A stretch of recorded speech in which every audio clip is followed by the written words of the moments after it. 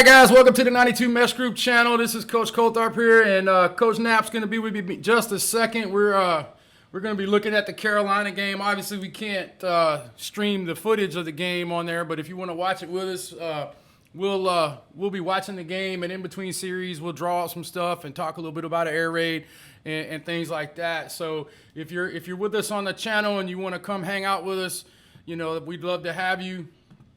And you know, like I said, we're gonna do some giveaways today during the live stream. I'll put some links up on in the chat, and you'll be able to hang out with us a little bit and do some stuff. And hopefully we can all kind of hang out and watch a good game. And really excited about Carolina. You know, I'm a North Carolina guy, so, you know, I've always been a Carolina fan. We got a good young quarterback in Sam Howell. Really excited to see him play.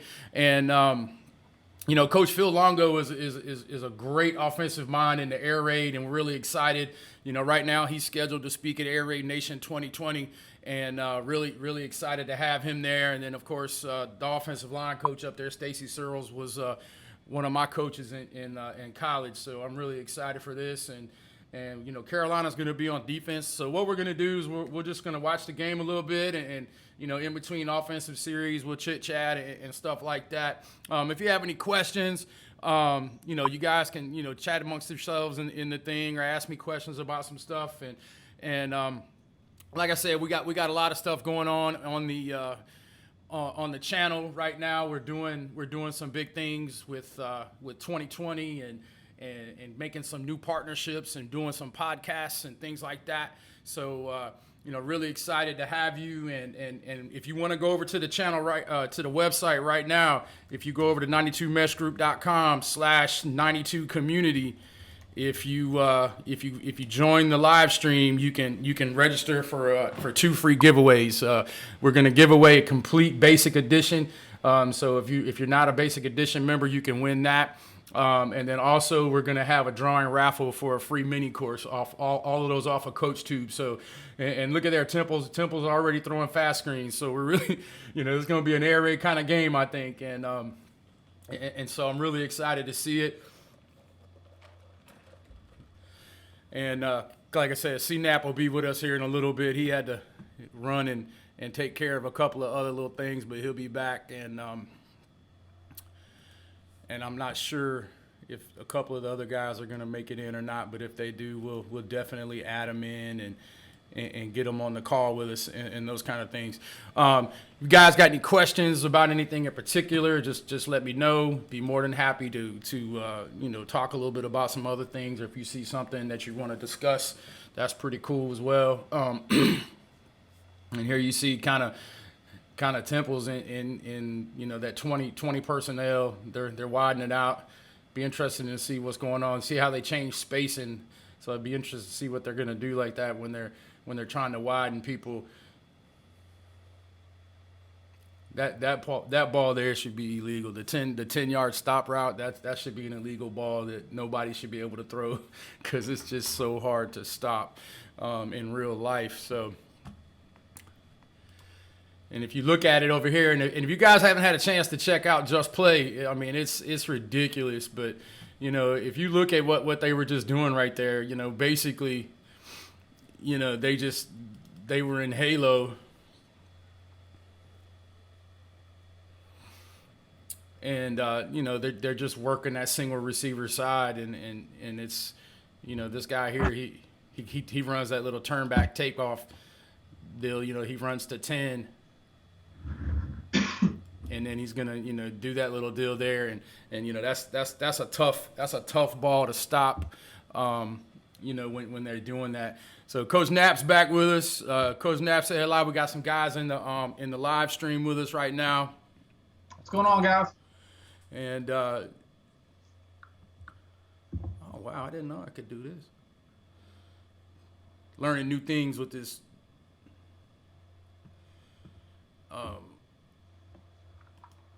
They upgraded my the video software that we use, so it's pretty neat. Coach Plays, good to see you.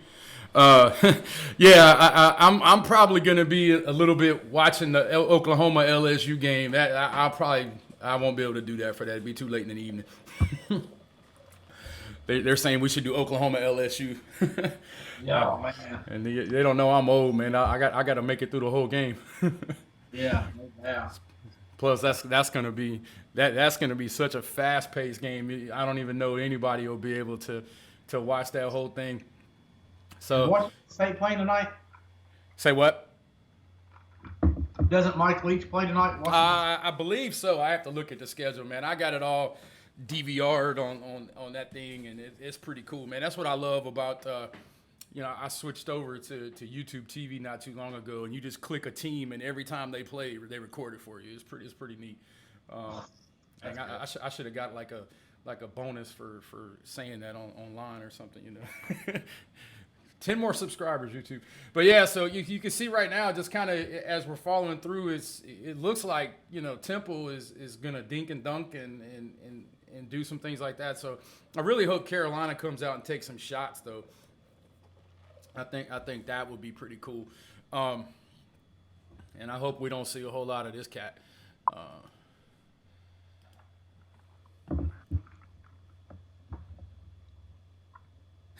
Yeah, I'm the same way, Todd. I really do like Oklahoma a lot right now.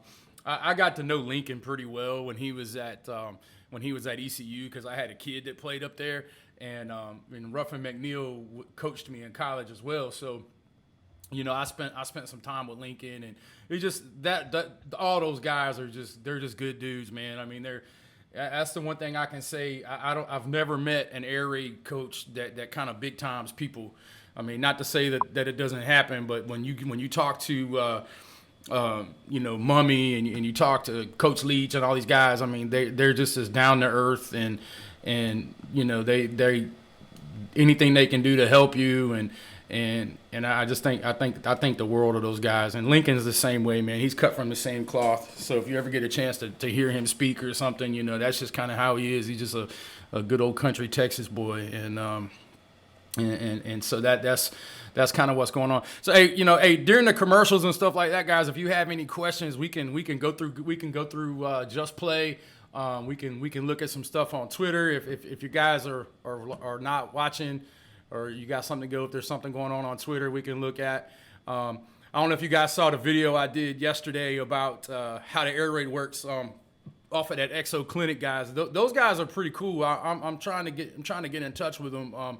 Just to kind of talk to them and see how they do things, because I like the fact that they put different types of things on there, and it's pretty cool that they tagged me in a tweet today about they did that 95 with the screen game. Remember we were talking about that when we were down for air raid intensive careers. We were sitting in the house and we were talking about putting that key screen on the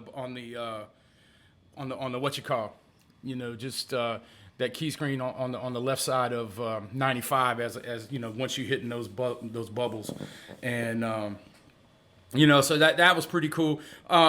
So one of the things in the video we were talking about yesterday was the fact that they were talking about how they read, or it seemed like that Washington State was reading the shallow deep to short. And I thought to myself, I was like, I don't think you really can do it that way. Not that people don't do it that way, but one of the guys hit me up on the video. He made a comment, and I kind of liked it. And he was talking about, instead of reading it shallow dig post, he teaches it shallow pyramid back. And so he actually counts the post dig as one read. And I thought that was kind of interesting. I mean, does anybody else do it that way, Chris? I mean, do you or do you always separate it? I do. I mean, I'm old school. I like shallow good shit. Kind of like you. I don't think you can read it deep back down. I think it's hard. And that film we were talking about with Washington State, if you watch that guy's eye, he's looking at the grass in the shallow. Yeah, and that's what I said in the reaction video. But Baxter's wanting to be in the video again. But that's what I was saying. But the way the guy said it, and Chris, if you're looking at the YouTube channel, you can see the Just Play is up on there, and I'm actually diagramming it. What he's talking about is using the dig post as kind of one concept. Where how some people read mesh as one read instead of front side back side. It's the same thing. So here comes Carolina. Carolina's in 20 personnel. There you go. Nice little play action. And, Temple's going to get a little chippy with him.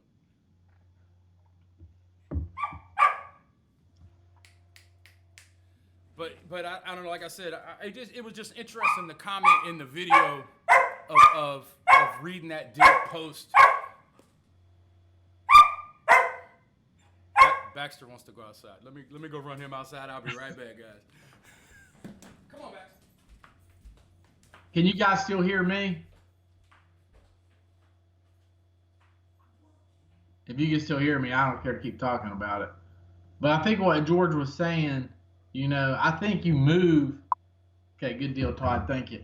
I think you move that guy better when your eyes go to the shallow, shallow dig, shoot. It gives you a triangle read for your quarterback. I think that kind of goes back to seeing the big picture of things. And if you go back and watch that clip that they put up there on Just Play or whatever it was, X and O, whatever, you can see the Washington State quarterback. Oh. His eyes are down there on the shallow route first. And then like George was saying, he goes back up. He's looking at the dig, but he sees the post because the guy was driving down on the dig route. So, like George does a really good job talking about bubbles and grass for the quarterback and the air raid. That's where you see that guy running into. Everybody thinks Coach Mummy's joking when he tells his guys that to look for grass. He's really not. That's really what he tells them. I saw it was the guy, George, what was that guy's name that was at TCU? Meacham, was that his name? Yeah, the tweet he put out the other day. Yeah, about Coach Mummy. He's right. Coach Leach and Coach Mummy, they've got it figured out. We complicate football. Those guys make it easy. They find grass and they attack it. And I think if you really get down to it, that's why they do well. Yeah, and I just think it makes it easy, to teach it. Coach Burrs, you're right, and that's why I've just thought it was an interesting deal. I would never start my freshman quarterback out and say, hey, we're gonna read shallow pyramid back. We're gonna read the shallow, and then we're gonna go shallow dig back, and that's one of the reasons why I run two verticals. And this is the best thing in the world about the air raid, guys. You start running those shallows. If you get man coverage and you start running shallows and things like that, if the play breaks down, the quarterback can find a lane. And this kid is definitely not a runner, but he's able to take off. And because all of those routes are crossing and everything, you got a kid. He's a D1 athlete, so he probably runs 4.7, 4.8. But you got a kid who can seriously do some things. There you go. And see, and just even in that little concept right there, you get the orbit motion going away. He's gonna pull it back out, throw the little quick route, and then keep it moving. And that's just crazy. But kind of like what you're saying, in air raid, do or can you run a 2x2 stack bash? You can run anything you want in the air raid. I mean, there's no really questions as to what you can and cannot run. As far as to me, it's what you can and cannot practice. And that's my thing. I hear all these guys on here talking about their air raid guys, and they're wanting to add this and do that, and we're working this and this and this and this. And I always go back to what happened that night. I was hanging out with Coach Leach and them, and I said to him, they're talking about this concept, and I looked at him and I said, hey, I like it. I'm just trying to figure out what I can take out to put it in. And if you didn't get a chance to look at there we go, the Seven Samurai video that I did a couple days ago, that really is almost even better. I'm almost to the point where 12 is too many. So I ran a thing. One of my very first videos on the channel was the 12 must-run plays in the air raid, and now I think we're down to 7. And like I said, and I'll let Chris kind of explain it to you. like he explained it to me, but I think I'm going to go this year to inside quick option and outside quick option. And I don't know if, Coach, you got your little board with you? Yeah, I'm grabbing. Yeah, why don't you show the guys what we were talking about with that 666 thing with the outside seam. It's ridiculous the way Coach talks about it. And this kid here is doing such a great job of extending plays. The 2nd and 21. What you got? What you got in your playbook for that, coaches? Freeze them. Phil's playing field position. He went outside zone. He went outside zone out of blue. What's wrong with that? Yeah, closeouts. Yeah, that's the truth. It is. It's seven base plays, but you can tag different things. Fanatic says 2nd and 21. I'm calling 4 verts. Coach Leach would call 4 verts on every down. That or mash. Inside zone, outside zone, counter, power, jet. Yeah, 757. I'm like that in ways, but I just don't know that you can really practice 5 runs like that. Now, the way you get away with that is inside zone and outside zone and jet sweep are pretty much the same thing, so you get away with it. The problem is when you're looking at counter and power, they're both gap runs that kind of hit the same place unless you're running power read. Now, if you're talking about power read, that's a whole nother animal. And I love power read. I learned it when I went to the college from Coach Hoskins and them. They were running it up there at Lane a lot because I had never really run power read. But my problem with that is it does take a lot of time and a lot of reps. And, you just don't have that. If you're going to get to the magic rep, you just gotta have something and go with it. Oh, the bane of the air raid drops. My top 4 runs is, it's the same thing. We're going to run inside zone. We're going to run counter. We're going to run draw, which is kind of ISO, and then outside zone, which would be our pin and pull, the same stuff that we talk about in our basic edition. And guys, make sure you go over to the website and go to the community link and make sure that you do the the giveaway. I'm gonna give away two free courses today. One whole basic edition and then one mini course of your choice. So if you want to get one of those, make sure you go over to the community page and do that. Also on the community page, if you want, I still have the donation up for UNICEF this month. We're doing $5 for every system we sell. So that thing, it says 0 because I don't donate to that piece. That's just individual donations if you want to donate. So if you want to donate $1 or $2 to the UNICEF donation this month, you can do that on the website as well. So go ahead, Chris. You want to go ahead and talk them through this 660, 616 thing? Yeah, and I was gonna tell you this too. My four run plays, obviously ISO and dart. I like those because it's just like my pass pro, same rules. Obviously, you gotta have an outside run, like stretch or outside zone. And then after hanging out with George and especially Shane is and Joe are the counter men. I'm leaning towards GT counter now because you guys have got me drinking the Kool-Aid. Well, I'm gonna tell you the coach that Shane works for down in Myrtle Beach, there's not a dude on the planet that runs GT better than him. Man. They're just really, really good at that down there. And so, Shane wasn't much of a GT guy until he went down there, but Mark Morris runs that better than just about anybody. But go ahead and show him that. Yeah, so this kind of stuff, we talked about this at the Air Raid Clinic, guys, and I do this with the quarterback's wristband and script in my game script. And you guys can ask George. That game script's pretty easy, isn't it? Yeah. Oh, yeah. It's great. I like it. And if you guys become members, man, you guys hit us up on the classroom or however George is doing it, and I don't care to share that with you. And before I show you this, one more thing, too. I got to give a shout-out to my guy, Chris Vaughn. I know we're watching the UNC game. That guy knows a ton about Phil Longo's offense. So if you guys find him, he's part of the group or whatever, he can answer a lot of your UNC questions. But this is kind of what George was talking about. If you all can see this, I don't know if you can see it or not. But this is can they see this, George? Go ahead. I mean, you're buzzing, so I don't know if it's me or if it's you. Does anybody hear Chris buzzing, or is it just me?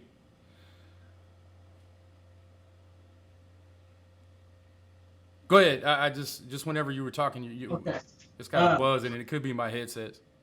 So, anyways, guys, this is my outside quick game. It's kind of what George was talking about. And then I'll draw up 6 and 66. But to me, man, you got to find this corner.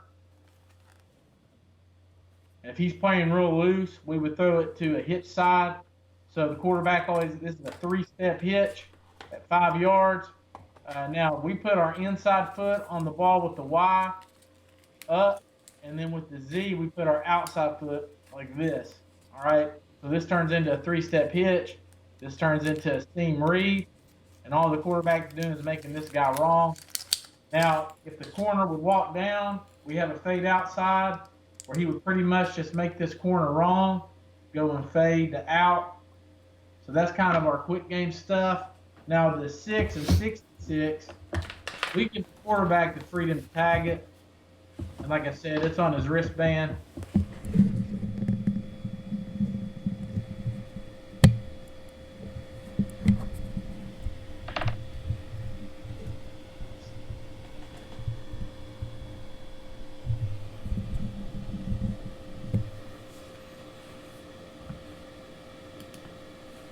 So of course, this is your generic 6 look right here.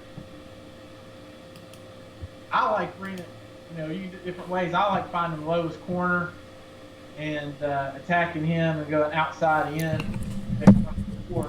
But these corners and free safeties really start backing off of it. 4 verts isn't a very good call. So we would give the quarterback the freedom to give him a 66 call, which then just converts it back down to hitches. It's kind of what I was talking about, that 3-step to the seam read. Now the thing on the seam reads is on 6 for me, these guys are still running seam reads. What you want to tell them is they want to run this 10 yards if you're doing yardage. You can do 6 steps either one. And they want to sit this down depending on what these safeties do. Here's the easiest way to teach them how to run a seam read. You tell them that if this safety stays on the hash, they set it down. If they keep expanding, if they go wider or they go inside, then they want to continue to make it vertical. All right, so all you're doing is you're just finding that grass and making those guys wrong. Now I know Leach, he does a 6-day, George, where all he does is he runs 6s. He'll do it all day long, and they get really good at it. Keep this thing out all year long. I know Joe talks a lot about the 3-day install. That's what I do, the 3-day install. So we're getting ready. Can you still hear me, Chris? Yeah, I can hear you. Can you hear me? Yeah, I think the headset's died, so I'm gonna have to let me turn my speaker on. Okay.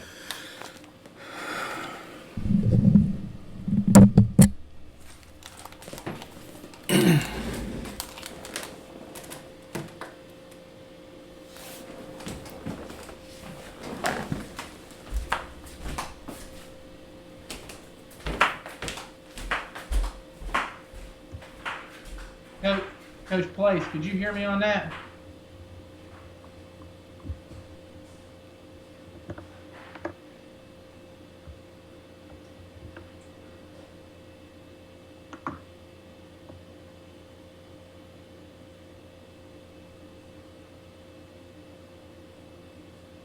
Drew.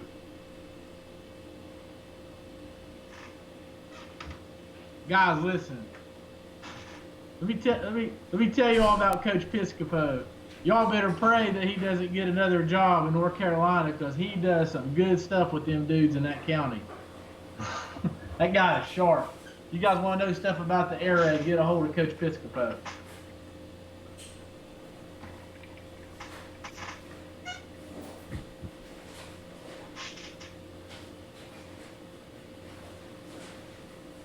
For me, how long are my practices? They're 60 minutes long. I think after 60 minutes, you start losing your kids. At that one air raid clinic, I brought up my practice schedule.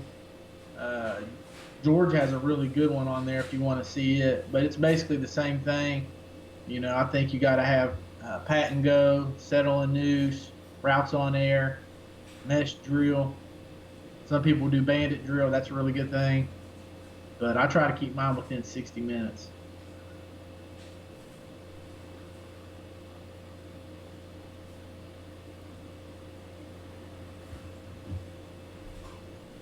Drew, we're going to be up late tonight, man. Mike doesn't play till after 10. That's hard for us East Coast boys here in Appalachia.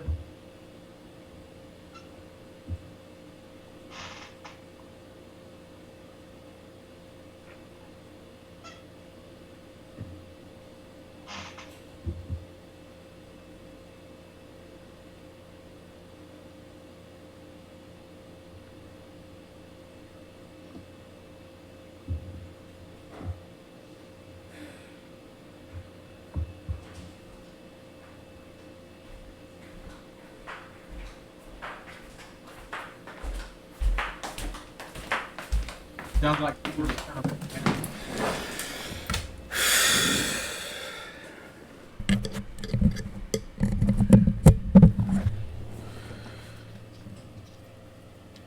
Can you hear me now, George? Not yet. Try it now. Can you hear me now? Nah, I still can't hear you.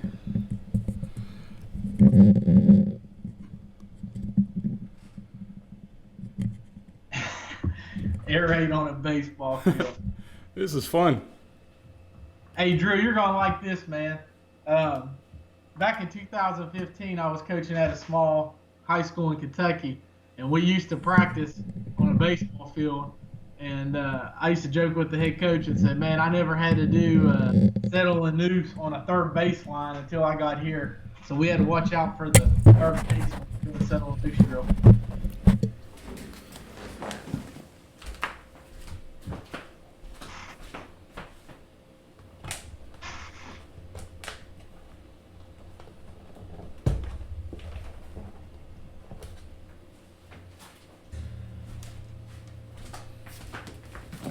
When it comes to middle schools, guys, I think if you really want to get with your high school guys and see what they run, if you're just trying to be simple, you know, like I said, if you're doing big on big pass pro, I think it's easier to do ISO and dart just because it's the same rules for your pass protection. I think you don't draw. I want to see that, but on the YouTube channel. But I think ISO and dart are probably the easiest, and you need to have an outside zone or stretch play just to get outside. And but, you know, if your high school guy is a gas scheme guy, you can't go wrong with trap or GT. I would just get with the high school guys. That's what they say. It's going to be a good feeder program to get with. All right, can you hear me now? Gotcha. All right, cool. It's the microphone, not the headsets. The little port. Gotta love it. We got our boy Drew Piscopo in the chat, Coach. Oh, that's the guy. That's the guy. Tell him to Skype me. We'll put him on the video. Drew, you got to get on the Skype, man. I'm lucky to get on this thing in West Virginia, brother. Oh, he does it. He does it from his phone. Last time we did it. All right. Oh, Carolina, I missed a touchdown. How about that? Yeah, Todd's agreeing with me. ISO's probably the easiest. In the run game? Yeah, for middle school. Just because it's the same rules as pass pro. Yeah, I like going with you know, just kind of like the old tall sweep in middle school. Mm-hmm. See, I ran the air raid in middle school one year, and we only played 8 games. And we had a quarterback throw for 2,000 yards. But we just ran ISO, you know, with the quarterback, and we get into blue with the tailbacks. And Right. But Coach Flynn says that they run ISO. Mm-hmm. Because your ISO can turn basically into a league draw, too. Yeah, absolutely. And that was something, George, that we did at the middle school level is we would run the lead draw, but we'd run a little key screen, like a little key 2 or a bubble out there. Yeah. And we'd have him, you know, look at the bubble real quick, because in middle school, you don't know what kind of defense you're going to see. You might see straight man across the board, or they might be in cover 3. You know, so if it was open, we'd throw the key screen. If not, we'd hand the lead draw off. So we had a little easy RPO in there for middle schoolers. That should be illegal too. RPOs in the middle school. That's how we threw for 2,000 yards. Well, and let me say this too, because I think this is really really important. Kids can do what you expect them and teach them how to do, for in general. I mean, you're not gonna have a middle school kid come out there and throw 40-yard bombs. But if you know how to practice it and you know your process and you know the correct drills, and that's the thing I love about the air raid, it's all the stuff that you do in practice are basically on fundamentals. Everything is fundamentals. You're settling nooses, teaching tight turns, and so that to me is the most important part of it. It's all fundamentals, and you just reinforce them every day. Yeah, and I know you'll agree with this, George. I think it's funny because when we talk to, Hal, or even when I was working with Matt and those guys, I mean, the plays are the plays. You can find those on Google. Yeah. It's the little details that matter, and the practice and the game scripting. That's what sets the offense apart. Yeah, and that's one of the things that we talked about. When I did the video yesterday, we were talking about the the instruction manual. What's the instruction manual say? And that's the most important piece. It's knowing what the little pieces are, whether you really want to read it on the top or the bottom. Like on shallow, for instance, and getting that kind of stuff together is really really important. Mm-hmm.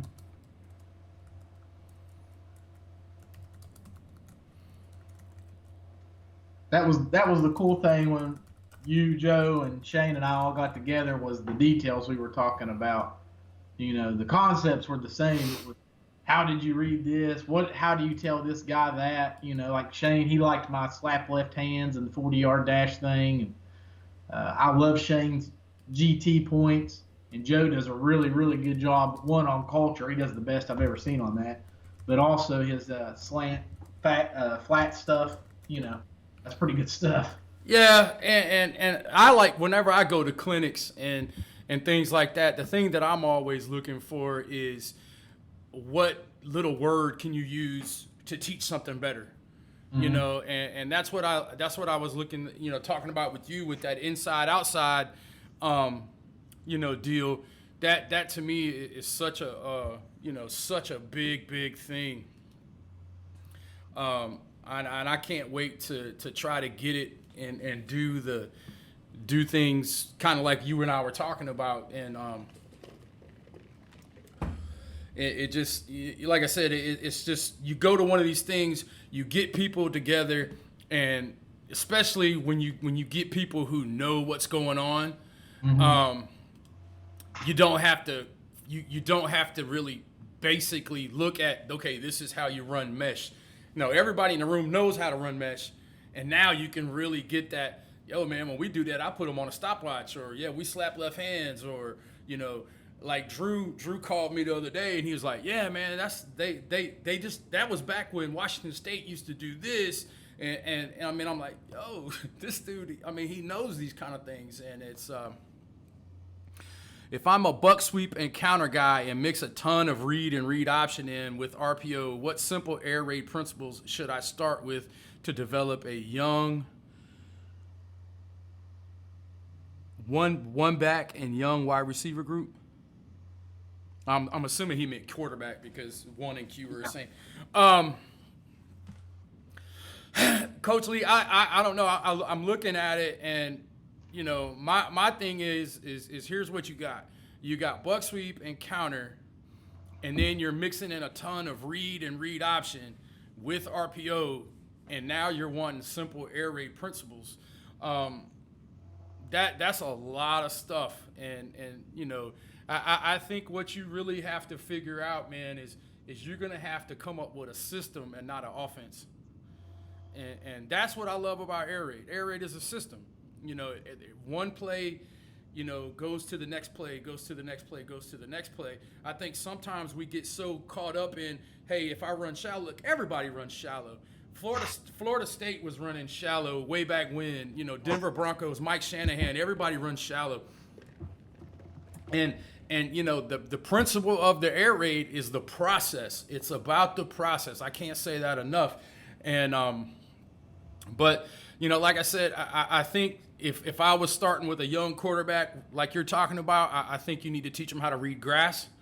And then if you guys have never seen the QB School channel, you need to go over and look at some of JT's stuff. JT and I talked for a long time. I had him on the channel, and of course JT played in the league for umpteen million years, but JT always talks about building young quarterbacks from the bottom up. Talking about their feet, talking about how they do those kind of things. So I think that's really, really important. I hope that helps. Hey, George, let me share. They're kind of on topic with that.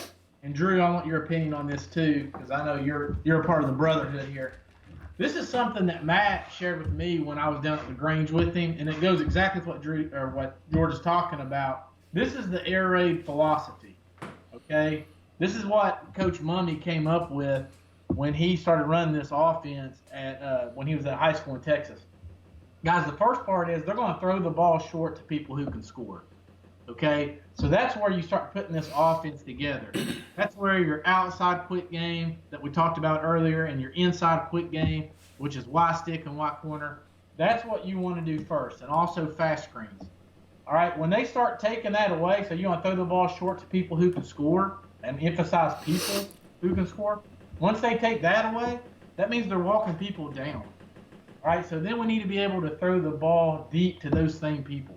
That's where your plays like Y cross, Y cell, 6, Drew runs 93, which is the post wheel. That's where that stuff starts coming into play. And when they take that away, how are they going to take both of these away? They're going to start emptying the box. Okay, so then you're going to run the ball to a clean box because they've removed people out of the box. You're going to get a 5- and 6-man box. All right, so you're just going through this 3-step process on run plays. That's why when you get down here to what is the air raid run game? It just kind of fits to what you know. I mean, anybody can run against a 6- and a 5-man box. That's why I don't try to make it super complicated. That's why I stick with ISO. That's why I stick with brawl, and that's why I stick with an outside run. So, I mean, George, do you agree with this? Oh, no, that's the stuff. I mean, that's what sold me. I still want to be able to run the ball and do some things, and it's a lot easier to run to an empty box or a clean box than a full one. Right, and I think and listen, I'll say this. I know there's times when it gets muddy, or you're up by a lot, and you need to run the ball to win the game, and that's where, like in the old air raid, we called it black and brown, where we get under center, run ISO, and do some jet stuff. But if you stick with those main 3 points, you're going to do well in the air raid offense. And that kind of, like Coach Mummy says, man, they didn't invent the cookies. They just invented how to package them like Nabisco. So that's kind of where I go with it, is I go back to that 3-step process. And that's how I call a game, man. You want to know how I do my air raid script? I go back to those 3 things every time.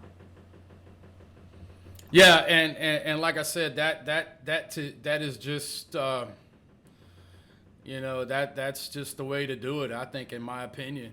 And it just you kind of hit the nail on the head with that, as far as what people are thinking about when they're doing certain things, and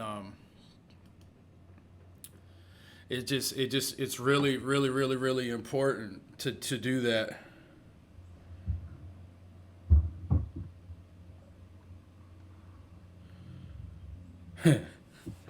Shane is texting me, and I didn't even realize it. Is he in the group text? He said that was 95, ran options on both sides of empty. I love that dude. He's so smart. Where's Shane? He is so smart. What do we do if we don't have guys that can score? Just an average group of receivers, no explosive guys. Coach Cole, talk to Drew Piscopo. He does not have a stud one on the field. He just has blue-collar, hard-working kids. There's probably not a 4.9 on the field. And he throws for over 3,000 yards and averages 35 points a game. And Drew's team is like I said, there's no speed up there. There's not a it's not a fast twitch team. It's just like guys just know how to run the grass and look, 2 nickels make a dime now. But you can also look at his film and see a guy go over the top of going over the top of folks. And that's really, really important. You'll see a guy going over the top of folks and because they're just wide open. And that's because of what Chris was just talking about. You throw it short and then you throw it to those same guys deep. And you'd be surprised if you look at some of the stuff on the channel when we talk about that screen game, how just average athletes can get in the screen and do stuff, that just are like, wow, that's impressive. And so, you look at certain things. And matter of fact, let me go over into the just play real quick. I'm gonna switch us over to just play for a second. And yes, reps, absolutely. Reps. Yeah. So when you get it, if you talk to Drew and any air raid guy, that's what I was talking about with even Shane and Joe, man. And that's why I love talking to George and Shane and Joe and Drew. Guys, it's the details and the reps that get you good at this offense. George has said it 100 times. If you're not doing pat and go, if you're not doing settle a noose, if you're not doing mesh drill, it's not going to look right. But if you're doing those things right, then the offense will go. And I guarantee you, Drew does a great job at those drills. Yeah, this is kind of funny because the clip that I'm fixing to show over here is a Larry call to a pretty fast kid, but it's against Sam Howell's high school. But I mean, if you look at that, coach, I mean, now this kid obviously he's got some giddy up now. I mean, this kid was a legit 4.3 guy, but these guys here very average. This kid right here was a freshman. Okay, and that's why he did. They're just out there getting in the way, and so you take that 4.3, right? Your 4.8 is gonna get tackled right there, but now it's second and 2, just because you're running a screen. And so I think that's an important thing to understand, is that every play doesn't have to be a touchdown. You just have to have a system that's consistent where the plays build on each other. And look, I'm fixing to say something blasphemous. So if you guys want to take my air raid card, please think about it twice. But this is what I love about wing T dudes. Oh. Okay? What I love about wing T dudes is this. Everything is in sequence. They call plays in sequence. All right? I'm going to run buck sweep. And then when you stop that, I'm going to run belly. Then when you do that, I'm going to do this. They have answers to questions. Okay? And once you start understanding the air raid, once you get that foundational knowledge of the air raid, and what you'll find out is that you start having answers to questions as well. And I just can't speak on that enough to say that you really, really, really have to get to the point where you understand that. All right, let's look at Carolina here. They're in 3x1 open flip. And I mean, and look at that. All that is right there is exactly what we're talking about. Open flip. They're going to throw a little screen to the back, get in the way, and run and move the chains. That's throwing short to people who can score. Now, I promise you, they're building something that, Drew's got Skype uploaded. We're in trouble now. Let me see if I can get him in here. And going, while George is doing that, going back to what he's saying, man, this is a big thing that I've learned through the air raid is, if you do the practice schedule the right way, you're playing the game before the game even happens. Your kid that runs a 4.8 has done that thing 1,000 times. It turns into that kid basically running a 4.6 because that defender is playing slow. in the house? You there, Drew?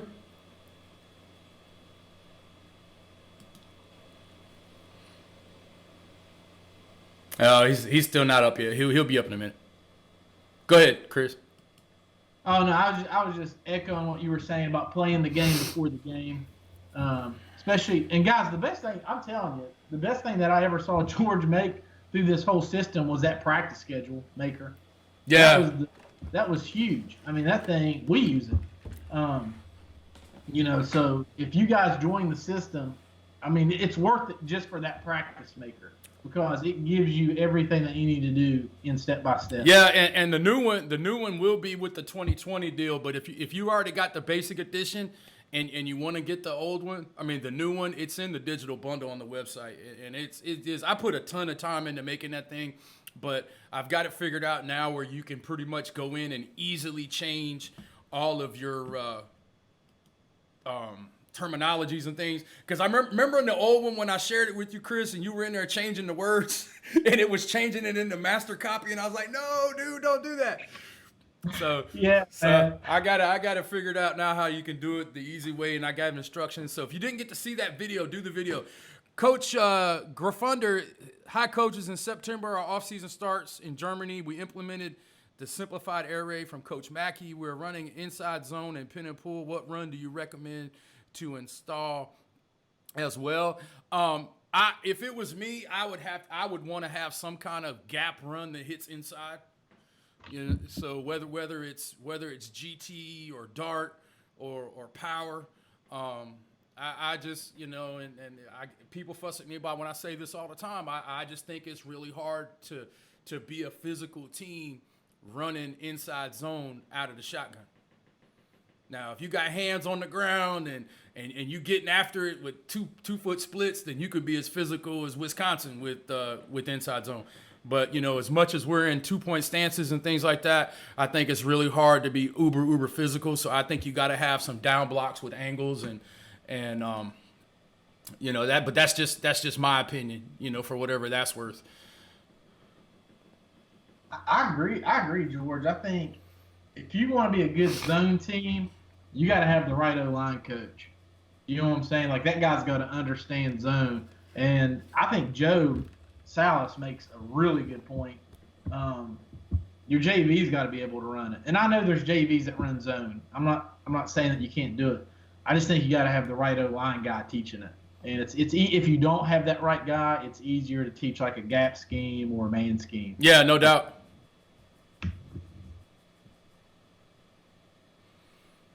Yeah, no doubt. I mean, and that's the whole key to all of that stuff is you got to be able to coach it. I get guys that ask me all the time, coach, can I call it this or call it that? Look, you can call it whatever you want, because you have to be able to coach.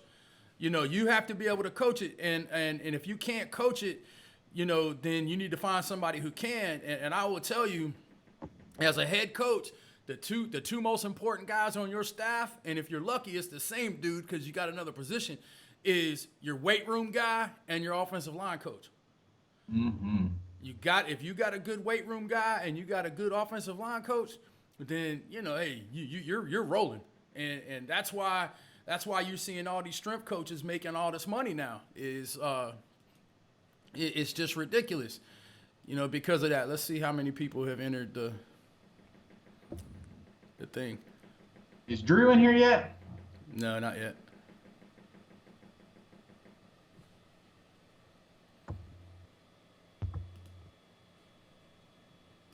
I'll say this too, George. I think, and I learned this the hard way, so I'm being humble when I say this.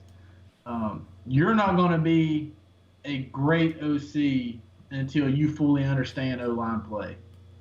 I think that once you learn it from those 5 guys out, you do better because you understand on how to protect things. So make sure that if you're wanting to be an OC, if you've never been an OC, you better understand O-line play, especially in the air raid offense. That way you know how to protect things because there's only 5 of them. They can only block the 4 down to Mike. I don't care how they line up. That's who they can block. They got the 4 down, the 4 bigs to Mike. So once you figure that out, you can do a better job at it. Inside linebacker coach, and you're right. There's no zone that looks the same. That's because of coaching. Good OL coaches makes it. Yes, absolutely. Mm-hmm. We got a spine here, George. Hey, look. How many defensive cats did we have at air raid intensive? A bunch. Yeah, I mean, we had a bunch of guys at air raid intensive who were defensive guys, and I get it. I'd be the same way. It was kind of cool to hear it from their side too. Super Shane. What's up, Shane brother? in the house. What are you doing? Just thought I would add you into the live chat. Sounds good. I was actually watching one of your videos right now on YouTube. Oh, look at there. Hey, shameless plug from Doobie Doular at Doular Air Raid. We were just talking about how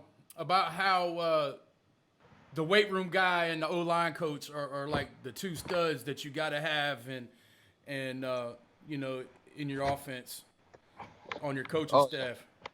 Yeah, I don't care what offense you're in. You better have a good O-line coach or you're gonna suck. Are you on camera or no? No. Okay, no. cool. Yeah, all right, cool. You're in. Yeah, no, we were just thinking about. All right, hey, Carolina, they're back in 20 personnel again, and here they go. And Coach Longo's been. Oh, there you go. He runs. Looks like 95. But he's been giving them a steady dose of this power of play action. They've been doing quite a bit of that. He's kind of staying true. Yeah, he likes to use we call him an H here, but I mean he likes to use a big Y or an H back type player and go in 20 personnel quite a bit. Yeah. I think he calls him a Y in his offense because you see he's just a Y off the ball, and he likes to stack those receivers like that.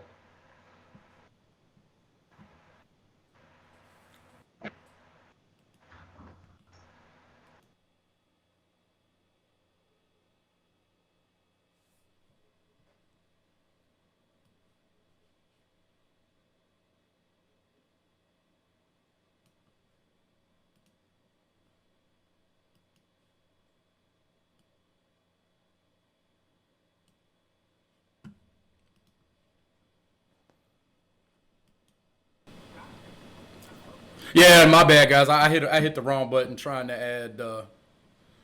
add Drew. Once again, I'm a coach, not a technician. Well, I'll tell you what, you become quite tech savvy with all this video stuff. I had to call my son the other day to help me do something. I used to be the guy everybody called. Now I got to call my son. Hey, that's like Salas. He's on the channel talking about some. Yeah, thanks to Hayden. Yeah. Hey, when she graduated high school, I didn't think he was gonna have any game film. No, I thought he was in trouble. Yep, I thought he was in trouble. And because she hey, now you want to talk about a kid who can film a football game. Yeah, she's awesome. Yeah, my oldest son filmed for me for about 6 years. He did a good job for me too. Now my youngest is obviously playing for me, so he doesn't film, but he streams. He does the whole live stream and streams with the video game stuff. Piscopo in the house. What's up, stud? What's up, guys? We all hang up now. Drew's on the line. Yeah. You guys hear me? Yeah, we can hear you. I can hear you. Awesome. Hey, Awesome. guys in the chat, Coach Piscopo's in with us now, and let me figure Up in the out. black corner.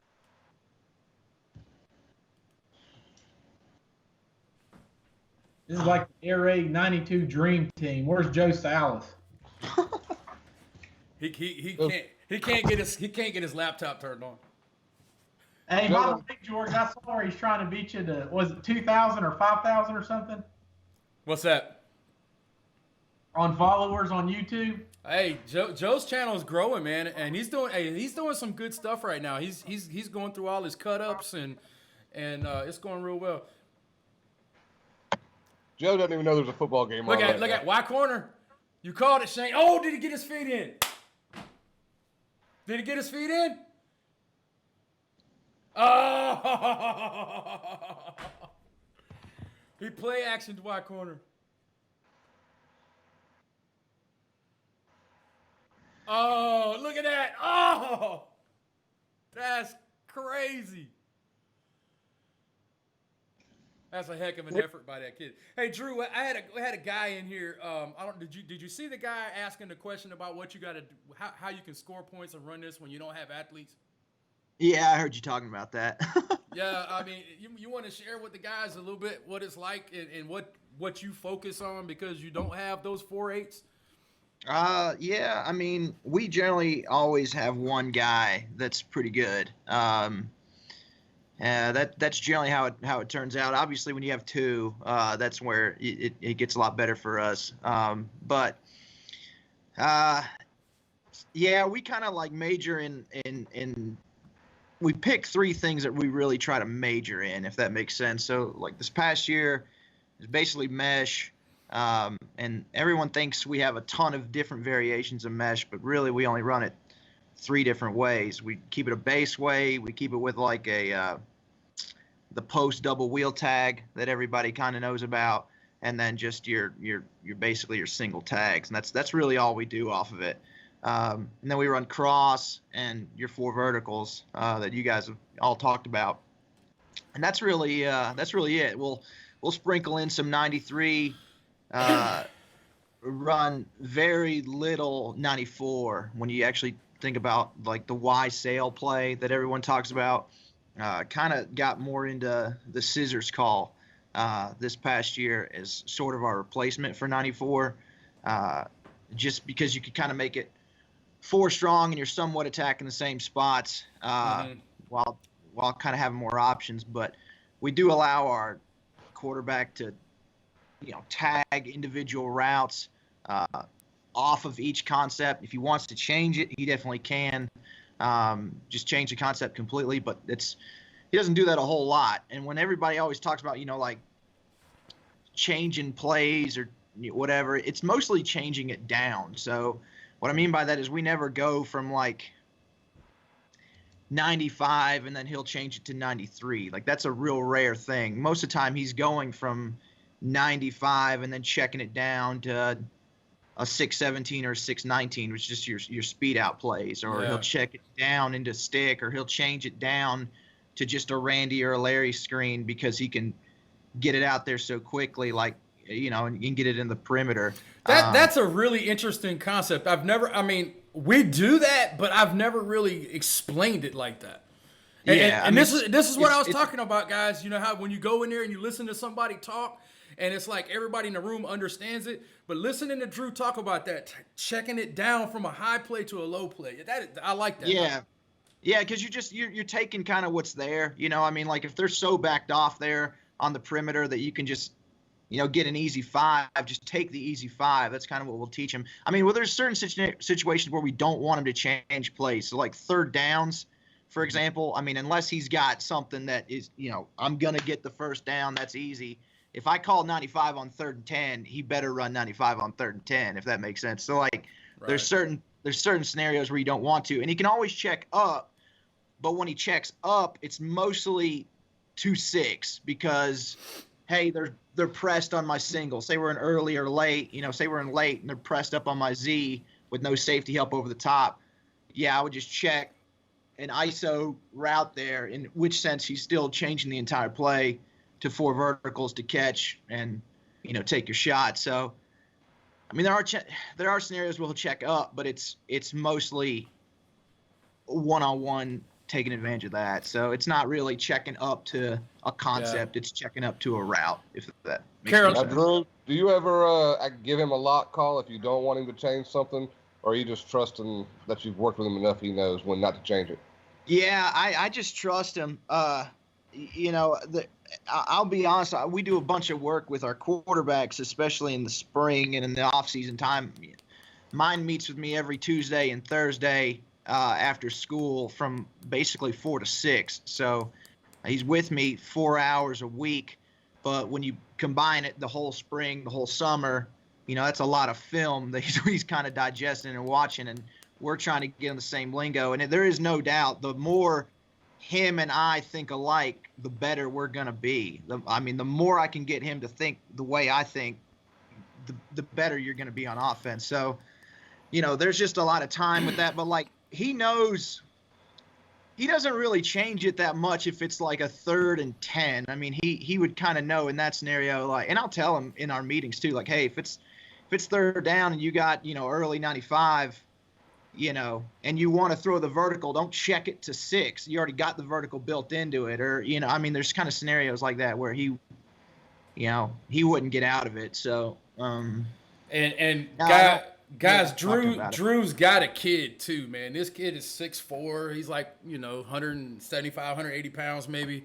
And he can spin it. And, he's a rising senior. So I think he's probably an extension of you by now on the field, as much time as y'all spent together, and he has the tools to do that. And so if any of you guys know a college buddy looking for a quarterback for next year, send him up to Ashe County, because Dawson Cox is the real deal. Yeah, he's a pretty good one. And like one of our coaches on here, we're talking about just running in middle school. He's the first one that I had run this same thing in middle school. So he's been doing it since 7th grade, and that I think it's so important if you can get your programs, your middle school program before you get to high school, to run a similar system to what the high school is doing. If they can get on the same page from youth, they're going to be good. Like Coach Cothart knows who Star Mount is down in Jonesville. They've won a bunch of state championships in one AA football, but they used to run that. I guess it was kind of like a glorified buck sweep wing T type offense. Well, they've been running that thing since they were kids, like little kids. So by the time they got to their high school career, they've been doing the same thing since they were 8, 9, 10. So they're pretty darn good at it by that point. I mean, if you can get your middle school program to be doing similar things to your high school program, you're going to be pretty good. Hey, Coach Sanders, in Ashe County, they like to go division free, FREE. And if they have an opportunity to play, they'll go wherever. Coach Sanders says he's a D3 coach. He'd love to have a quarterback or wide receiver out of Ashe County. Hit up Drew. Don't you have a website or something? Recruit Ashe or? I don't have anything like that. We got just hit me up on Twitter. I try to do as best we can. We do have a Facebook or a Twitter page for Ashe County football that we reach out for stuff like that too. But we've had a couple receivers go on and play. I got one right now that's at Lenore Ryan, but he just transferred from Coastal, so he went to Coastal from here. And the best wideout I probably have had is still probably the one I got right now. He'll be a senior next year too, so that's the Austin Poe kid. We're kind of looking forward to his next year. So, and do what now? I was want to ask you about your off-season quarterback meetings there. Yeah. Do you ever have an issue with other sports if you're taking them for 2 hours twice a week? Oh, yeah, definitely. No, if like right now where he's in basketball, he's not doing that. But as soon as basketball ends, we'll basically start on it. Gotcha. Yeah, so, I mean, he doesn't play baseball. So, and I've never had a quarterback play baseball, which has been a good benefit for me just as far as that, that time goes. And I know a lot of people talk about, playing multi-sports and they want a kid that does that. I think it's hard to do it if you're a quarterback. I mean, I've always kind of been the one who somewhat pushes against the grain on kids playing a bunch of different sports if he's a quarterback, because I think there's just so much time. And really your elite quarterbacks, if you look at them, like the guys who are going these major programs, most of them pretty much concentrate on football and are in their, 7-on-7 leagues right now. And then once the spring starts, they're all involved in those one-day camps, because all those really take, place in early April, May area. So, I mean, it kind of, you got to get your training in that point too. So I don't know. It kind of varies, but I've never had one in the spring play a spring sport, which has been nice for me, I guess. Does Mason play baseball, Shane? No, he played basketball, but he didn't play baseball. Shane's kid just went to East Carolina. If you guys didn't know, he was one of the top quarterbacks in South Carolina this year. Yeah, Shane's kid's really good. Yeah. Really good. Yeah. Yeah, he just got to play most of the Shrine Bowl. I think the other kid got hurt. Did a pretty good job. He was shaky at first, but played a real good second half, I thought, and did some good things. Oh, Temple's knocking on the door. This 10-0 Carolina, and Temple has some air raid concepts in what they do as well. So, you know, this could get out of hand real quick. They could score a ton of points. But hey, Coach Sanders, we got all kind of kids down here, man. We'd love to help you recruit. You know, so just hit us up on Twitter, man. Anything we can do to help you. Coach said that they were 5th in the nation in passing in D3 this past year. Yeah, I always like checking out the smaller schools and the D3 schools and seeing where they kind of rank. My coach, when I was at Emory, my last year there, was Coach Hodgen, who's now at Shenandoah, and they generally are right up near the top 2. And he was kind of the first guy that kind of introduced us to some air raid stuff, or at least introduced me to some air raid stuff. When he showed up there, that was pretty fun. But now, hey, Drew, do you run 95 from the right and the left?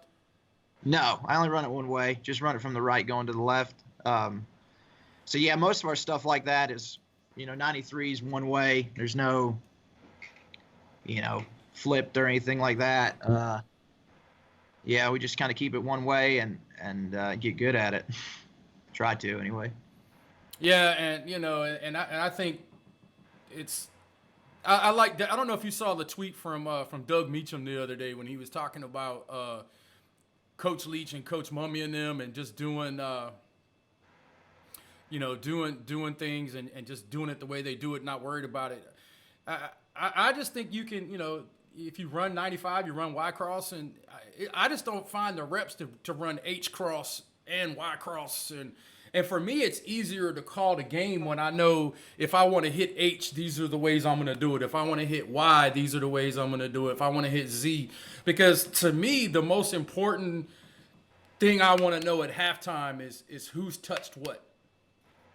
Yeah, I kind of agree with you on that too. I think 94, like if you wanted to run that 94 play, the sail play is kind of your complement off 95. Right. The way I've been running 95, the way like Washington State runs 95, they got that 10-yard sail route from the H from 2x2. Well, if you run ace 94, or I guess you guys will call it open 94, you're getting that Y on the 10-yard out there too. So you got it on the left in 95, you got that on the right in 94. Now you don't have the cross on 94 coming from the weak side, but you still got curl flat back side, which is essentially kind of what you're getting with that post dig swing on 95 on the back side. So you basically have it. I mean, it's without having the thing get in the middle, you have a real way to get to. I got sail front side, post curl, or curl flat backside. I got sail front side, curl flat backside. You're gonna have to mix that jug a little bit more for me, because I'm still not drinking that Kool-Aid on that 10-yard out on 95. I can't come off of that option route, and then Shane even convinced me to start running that shallow play action off of 95 a little bit more too. So, but you're not the only one. I know Joe looked at it a little bit too. Chris, you're still on the option route too, right? I'm still on the option route just because I run it out of blue so much, or what Drew calls green. But yeah, I do know that Mike and those guys, they are running it with that 10-yard out. Yeah, I think it times up with your feet better. I mean, I think that's my big reason for it, because now you can take, I know you have the option route there, but how it works in your progression from where you're going vertical, I guess you want to come back down to the option route to back up to the cross.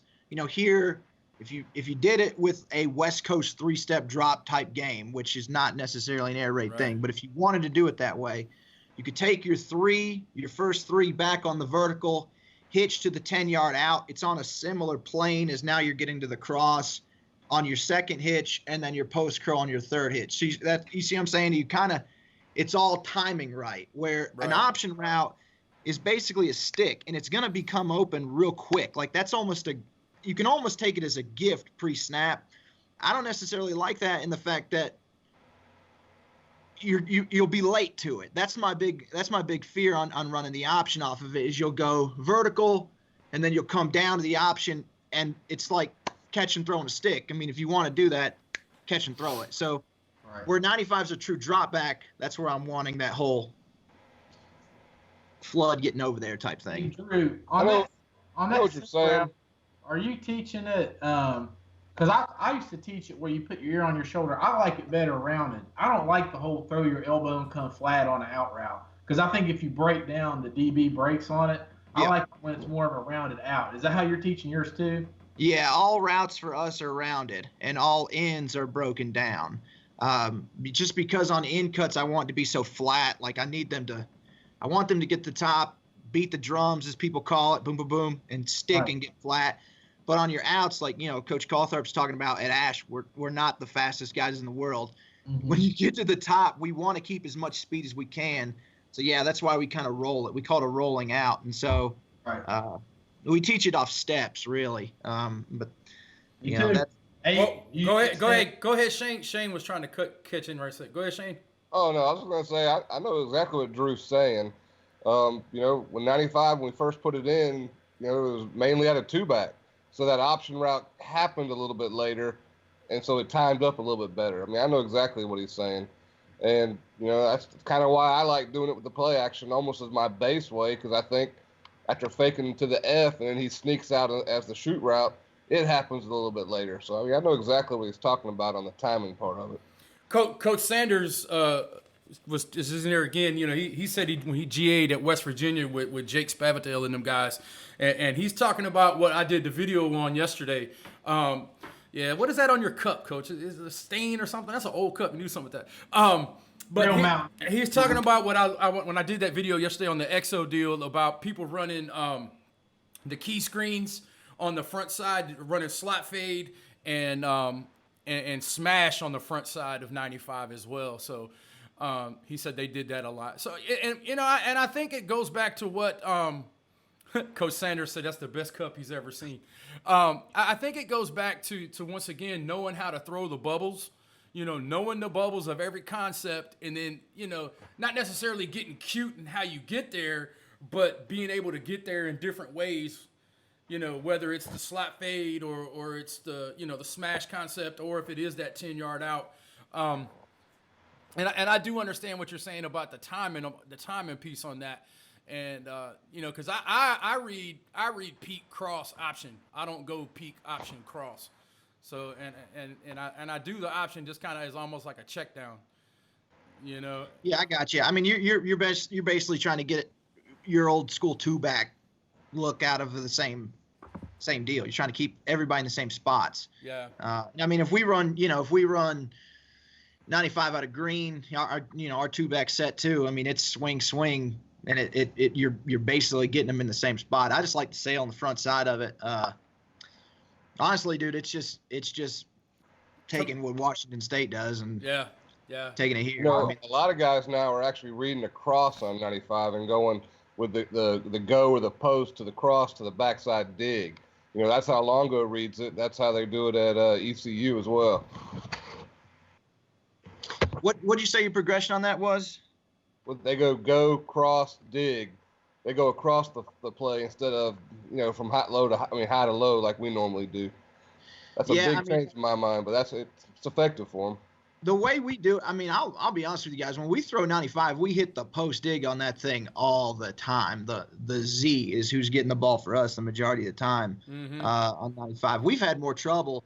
I mean, it really depends on the year, which is weird, but I mean, if I had to break that thing down, in all honesty, the ball either goes to the sail on the out or it goes to the post curl on the Z. I mean, I know the play's called Y cross, and that's probably the last place it goes. It goes there versus, some blitz or some real cover two looks. But if that Mike kind of sinks underneath that, that's great because, they teach under Sam over Mike. Well, the cross almost helps keep the Mike off that post dig coming. So now your swing is pulling that flat defender out, and that just opens up your window. And if you really sell the post, you back the safety up, and then you cut underneath them. And we tell them to really sit in the first window of grass, but if you're not sure, work across. So, I mean, that's how it's always hit for us. Unless the Mike blitzes or something, it rarely goes to the Oh, did he catch it? Yeah, he caught it. Oh, they just called it incomplete. Yeah, they're gonna change it. This is why I hate it when kids. Oh, how's that? No, that's a catch. That's a catch. Well, and you were talking about two backs too, Drew. I really like the double under tag out of green and blue for that. Yeah, I like that too.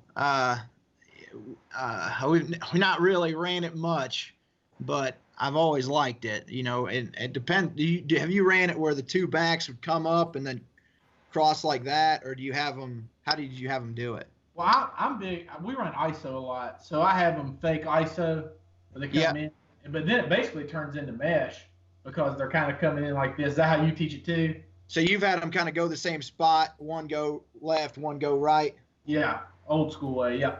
Yeah, I hadn't, like I said, I hadn't ran it too much, but if I was gonna do it, that's a good way to do it off play action. But you know, just seeing how Washington State's ran it in the past, and they haven't ran 95. They call it DU double under, well, they would actually call it 85 double under. But if you watch them in the past, the best way to do it, the way they've done it, is basically they both just go straight through your guard center, your guard tackle hole, and then they cross like that. So it gets that mesh look, and they cross, and the back on the right ends up leaking out to the left. The back on the left ends up leaking out to the right, and then it's just 95 behind it. See, that's the way I've gotten the ball the best, because I feel like that Mike, he really drives up on that ISO foot. So then I get that Y coming across. So I tell that Y, attack the hip of the Mike. You always understand, but attack that hip and then climb. Once you get on top of him, you stack him. Well, if he's driving down on ISO, that's a big chunk of grass right there in the middle. Yeah, I think on that play too, like I've always noticed on 95, we just do it. Everybody talks about the teaching of mesh on 92 and how you really got to always kind of tinker with that thing and work on that thing. Man, that's why, at the beginning I talked about we really major in 95, 92, and 6. Because I feel the same thing on 95. There's just always a lot of work on that cross that we're having to put in as far as getting the timing right. Because our timing has to be good on stuff for us, going vertical to 10-yard out. And then by the time he gets the cross, I want that cross basically right over the ball. I mean, I want it straight over the middle of the field by the time he gets there. So if it's to the far hash, he's going to get off of it and just get to the Z. If it's late, he's going to get off of it and just work to the next one. So the timing on that thing, as far as, it's kind of like what Leach talks, Coach Leach talks about with Arconato, because Arconato's playing that Y position for them. He's not the most athletic guy. He's a senior who walked on. But he's got the timing down. He's in the right spot at the right time. And I think that's what's so key with that play is making sure that Y is in the right spot at the right time. The only other way I've noticed that the Y really gets a lot of work on that play is if he's just a stud. I mean, if you throw a stud there, he gets a lot of play. But if you got like a traditional tight end type, the timing's got to be really good. Right. Yeah, that's a big deal on that thing. Carolina, they called that touchdown, so Carolina's going to be up 17-6. Good job by Coach Longo. I noticed just I've been so into what you guys have been saying. I've been kind of looking at the screen onto the side, and they're running a lot of slow screens. They just put a wheel concept and then ran a slow screen behind it down towards the goal line. He's throwing a lot of little swing screens to the back too. So I think he's kind of got a play short, go deep, play action kind of vibe going on right now. Yeah, he's a big RPO guy. I remember when he was at Ole Miss. They used to run a ton of RPOs and stuff there too, kind of mixing that into his air raid way of going about it. So yeah, I'm really excited, man. He's supposed to be coming to Air Raid Nation in May, so and unless he gets another job or something, I'm pretty sure he'll be here. And I had a guy hit me up the other day wanting to know when we had all the speakers and everything lined up, and I was like, look, dude, you got to wait till hiring and firing season's over first, because I've got guys who've committed to coming as long as they're on this side of the country, and then I got guys who are on the other side of the country that if they get to this side of the country, they would love to come as well. So. Just really, really excited about that situation, and we'll start selling tickets in earnest here in January for that. So, hey guys, make sure you go over to the website 92meshgroup.com and get into the community page, and make sure you enter the drawing. We're going to give away a free system during the live stream and also a free mini course. So, if you haven't done that, check that out. Hey Shane, how many RPOs are you running nowadays? Not many. We'll run the double slant paired up with our inside run game, but really that's about it for us. We're not a big RPO team. Yeah, I'm not either. Drew, are you running many? No, I'm not. We don't really run any RPOs. Looked into it, but I think at the time, it's kind of like what Coach Cotharp says. There's a lot of good stuff out there. You just can't get good at all of it, and I like them. And there's the one team we lost to this year in our conference was really good at them. And we had our weak safety got hurt like on the Thursday before the game. And it was a damn nightmare going out there because, we're trying to adjust their motion and then they just killed us on it. And, it's a tough scheme, to defend. There's no doubt. I like them, but no, we just don't do them. But every run that we have is kind of a run pass option anyway, because you have we attach a Randy and a Larry to every run. So it's I remember going to back up to Emory and Henry when Coach Stutzman was up there. He's the offensive coordinator and QB coach at Hawaii now. And he did have a separation of what he called RSOs and RPOs, or RSOs, run screen options, and then RPOs, which would be, run pass option, running, like a slant or something behind the linebackers. So I guess in that sense, we run a ton of RSOs, but not a whole lot of RPOs. And we don't run a lot either because, like you said, we can check into Randy's and Larry's, or we can even check into runs if we get a 5-man box. We'll just make that audible call and run, lead or 30, which is base draw or whatever. Yeah. Yeah. And a lot of times you can tell by alignment of what what you're gonna do, and if you want to throw it, just check to a quick game or something. You see 92 right there by Temple? Yeah. The receiver and the defender knocked each other out. All these. And that's one of the things that I see a lot. Guys will message me on Twitter and talk about is a lot of people think that you can just go ahead and throw quick game away because of all the RPOs. I can't. And and so they're like, Coach, do we really need all these quick games if we have all the RPOs and things like that? And I just think no, absolutely not. Yeah, it kind of depends. I could see building them together and stuff like that too. I'm just such a fan of true quick game that it kind of takes away from why we would have an RPO. But that's, I don't know. I can see arguments for both sides, I guess. No, I'm with Drew. I think some of it's just kind of who you want to be. The guys I've talked to that have done that really haven't. They run stick, they run flat, they run double slant, they run all these same plays. They just have a run attached to it and give the quarterback the freedom to either throw it or read it or somehow. And there's a lot of power in that, but. And that's how they rep it. They're not wasting a time in practice of, okay, here's our quick game period. They have I think if you're gonna do that, you have an RPO period. Or you do it a bunch in team. You work on your run package in team, and you have your pass plays off of it, and you kind of have to do it in that sense. But I remember like when Stutzman was at Emory and Henry, and then Timmy Chang took it over. The next year, they were an RPO-based team. I mean, it was kind of like they were running run and shoot principles, but their run game was all RPOs. So I mean, and they didn't really have quicks, but not that the run and shoot has a whole lot of quicks anyway. But it's. Did you just see that the worst fake injury timeout in the history of football? Yeah. There's been some pretty bad ones out there. He was actually jogging off the field, just laid down. I mean, that's terrible. It was like me taking a nap after Christmas. That or somebody was up in the deer stand.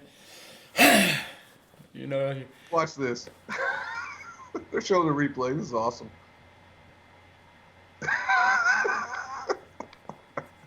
And the whole team's pointing at him. That's great. Drew, the RPO with the run and shoot sounds like a nightmare because they have so many route conversions. I think I would lose my mind on that. Yeah, they were doing a good job at it. They were pretty run heavy when he was actually here at Emory. But yeah, it was. I don't even know how they really blocked it up front. And I talked when I went up to Emory the few times I did and talked to Stutzman and Chang about it. I was really wanting to learn the run and shoot more than the offense they were running. So, but. Well, Timmy's out at Nevada with Matt. Yeah, what's awesome, they both came from basically D3 programs to there because, Matt came from LaGrange. Yeah. You guys know that, obviously. And then Chang left Emory to go with them. So it was, yeah. I talked to Matt the other day. He their bowl game is January 3rd. so they didn't, they're kind of, it's kind of tough when you have one like that, that late in the deal. But, they had a pretty good year out there, and they're doing some good stuff at Nevada. Yeah, I enjoy watching them. That's one team I do enjoy watching. I remember watching LaGrange play Greensboro College when Matt was there down in Greensboro, and it was they were on the air raid. They were doing it from the pistol, but I mean it was all. I used to go watch them when they played Methodist because right here in town. So I went and saw him twice. One time when he was the OC, and then one time when he was the head coach. And, yeah. Because I think that's when like the whole fight and everything supposedly broke out in a team, or is that what happened? I know one of you guys knows some something of what happened with that, and he ended up taking the head coaching job or something. It's that dude that's smiling and looking up at the sky. He knows. Yeah, you know what's going on. He was on that. He was on that staff. All I remember is the reason he liked the Pistols because he liked Harvard and Yale play. That's all I'm going to say. He liked what? Harvard and Yale. That was his stick draw. Yeah. Yeah. Harvard and Yale's what they called it. Yeah, I remember that. And I remember he had Indian for his short punt thing that he would do with the quarter. Yeah, Indian. Where you could see it coming from the sideline. He'd give Indian, they'd punt that thing away, that little pooch punt. Hey, there's a question in the chat. Guys, one of the coaches wants to know, what do we think the best way to run 4 verts? Run it a lot and practice it a lot. Drew, when you first put that in, I talked about this a little bit the other day on the channel. Do you give your guys rules as to what you allow them to do early on, or do you just kind of teach it and let it roll? Yeah, we have rules for the outside receivers and we have rules for the inside receivers, and they're different than what most people would consider your normal rules. So like our outside guys, they have a zone turn, man turn rule. So if the corner makes a zone turn, so say the quarterback's that way and I'm playing DB, if I get in my back pedal and I'm turned inside looking at the quarterback like that, my back to the sideline, we consider that a zone turn. So if there's no tag by the quarterback or anything like that, your receiver's taught 15 yards, get into the back hip, the blind spot, and then drop out. And a drop out, the way we teach it, turns to the inside and works back down to the sideline like an out. So that's your zone turn rule. If he man turns, like say you just call 4 verticals, you're not tagging anything. They'll drop out if they get zone turns from the corners. If the corner man turns with a wide receiver and carries vertical, well, now his back is to the quarterback and he can't see him. Mm-hmm. You know, we consider that a man turn, so he's going to hold it vertical no matter what. And then, you know, if the ball does come to you, it comes down to your quarterback of deciding, hey, they're even. I'm going to just throw it in there like a back shoulder, or he's got him beat. I'm going to throw it over the top. So that's your rule for your outside receivers. Then your inside receivers are taught off of landmarks of the hash. So, I mean, you can get a too high look pre-snap. And if your 2 safeties work off the hash into like a cover 2 look, you're keeping it vertical down the hash. So it's not a capped or uncapped rule that a lot of people talk about. You know, if you're capped, you sit. Not really. That safety can stand there pre-snap, and you can think in your head, well, dang, if he drops straight down that hash, I'll sit down at 10. But if he doesn't, if he works off the hash or they spin, I'm keeping my vertical lane. And we want them to push. I mean, more often than not, they sit down when we want them to keep going. You know, the safety moved off. He's not right on that hash. We want him to keep going vertical. So that's kind of their rule. And then we teach our quarterback to, you know, tag routes based off leverage to outside receivers. And it's generally an out, a stop, which a stop route is basically a dropout. The only difference is a stop's at 10, a dropout's at 15. You know, say the corner pre-snap alignment is 7-8 yards, he's already in a zone turn stance. You know, he's already standing in that baseball shuffle stance. Well, now we already got an idea. He's probably going to zone turn. So why wait till he gets to 15 yards to throw him that dropout? Why don't we just tag him on a route and throw it at 10? You know, or he's so soft, let's just take a quick hitch and move on. So there's, you know, we tag a lot of individual routes to the outside receivers off 4 verts. And that's kind of how we do it. And then your Y, you know, we teach our Y individually on the, you know, inside receiver on the right to be your hot. So if you get blitz, he's looking, you know, he's always looking to the inside receiver or the inside linebacker inside of him. You know, there'll always be one generally over him, but if the one inside of him blitzes, he will now replace it with a quick slant. If you had a left-handed quarterback, would you make H be the hot guy? Yeah, that's probably a good idea. Yeah, I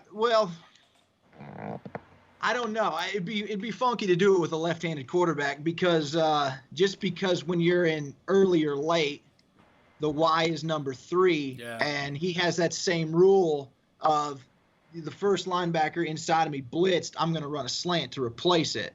You know, he's basically getting to that opposite hash, but he's like running a shallow almost, like he's getting there quicker. So, you know, you get pressure, you just replace that. Well, I know Chris said he's gotten to the point when he runs verts that you just tell him to run 95 if they're in early or late, right, Chris? Oh yeah, it just saves on reps. You know, I do it the same way basically. You still teach the cross route. I mean, the only reason you wouldn't go over Mike is because if Mike blitzes and now you hit it right now. So we're teaching it a real similar way. And the more I've tinkered with it, and the more you watch Washington State run it, that guy almost is staying more vertical now, which is weird, and it's like a dig. Like they're not getting to the opposite hash as quick. They're wanting him to get in the middle. Carolina just hit a sick draw for about 20 with 15 seconds to go. Chris, your play. That was Matt's play right there, man. That stick draw. Yeah, hey man. I was going to tell you, that's the reason why on Y cross I tell him to attack the hip of Mike, because he can, you know, he's looking at that Mike, and if he goes, I basically just turn that into a slant now. Yeah. If he's dropping in or climbing up, I mean, I start going over top of him. So it just kind of makes it easier for my receivers. They know who to look at that way too. Yeah. Now, hey, that makes sense.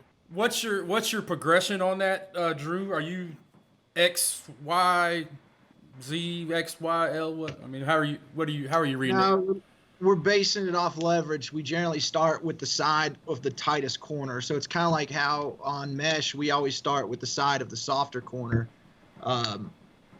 when we're running cross, when we're running 4 verts, we start on the side of the with the tighter corner. We go inside, peek it real quick, because if that overhang blitzes, or he just, he's over the Y, he shoots out, we want to be able to peg it now. So we start inside to out. But a lot of times it'll go peek inside real quick, get to the out, the drop out, the stop, or the vertical. If you're one-on-one, whatever, you're throwing it there most of the time. If you didn't like it for some reason, the safety came over, so you're almost going in, out, back to in to back. So it's kind of funky how we teach it, but we really don't. 6 is one play where we don't really give a whole lot of hard lines as far as like a pure progression. It's so much based off leverage. And I remember listening to Coach. I got this from Coach Leach when I was up in Pullman this past spring. The first day of their spring was a 6 day. I mean, they just ran 6 the entire day, and they tagged routes and all the stuff off of it. And then later that night, the coaches are in there watching film. The next day, they watched it again with their quarterbacks, previous day's practice. And the first question he asked, Gordon, Tinsley, all those guys was, where'd you start? And he would ask him, okay, where'd you start? So that, that instantly tells me, okay, you're not starting on X, you're not starting on Y, whatever. He wanted to know where you're looking. And the best way that I can kind of explain how we do it is, like if you're in 3x1, where's the safety? If the safety is over the Y, we want him to start on the H and then get out to the Z. If the safety's over the H, we want him to start on the Y, then to the H, then to the back. So it kind of depends on safety structure of where they line up or where you start. When you're in a live stream and you're taking notes. Yeah, I mean, Now, I can get on a whiteboard and kind of show it. I got a whiteboard right there. Hey, hey, Chris has already put on the whiteboard. I'm sure the guys will appreciate it. Yeah, I'll try to figure out how to get my laptop over there. Let's see. hey Shane, do you see that big green screen that Drew's got? That's better than George's green screen, ain't it? Yeah, that's pretty good. Studio. Drew works at a TV station, man. Yeah. And on a Friday after Christmas, there's not many people here. There you go. Come on, man. Drew works at a TV station, and you're comparing it to my transfer dining room. I don't know how well it works. All right, I got that light. Hold on. Oh, you gotta be shitting me. Oh, better not cuss. All right, so Block kick for a touchdown. That's awful. I hate that. all right, hope that makes sense. So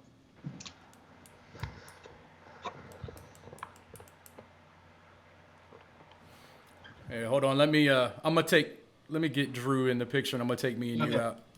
Yeah, take me out. Piscopo's the man, I'm telling you. all right, so the way that we do it, if the safety's over the H like that, we're going Y first. He's your first look because there's your chunk. He's not. I don't know how well you can see that, if you can see it at all or not, but Yeah. try and get a little closer. He's not directly over it. Now, if the safety is over the Y, they line up like that.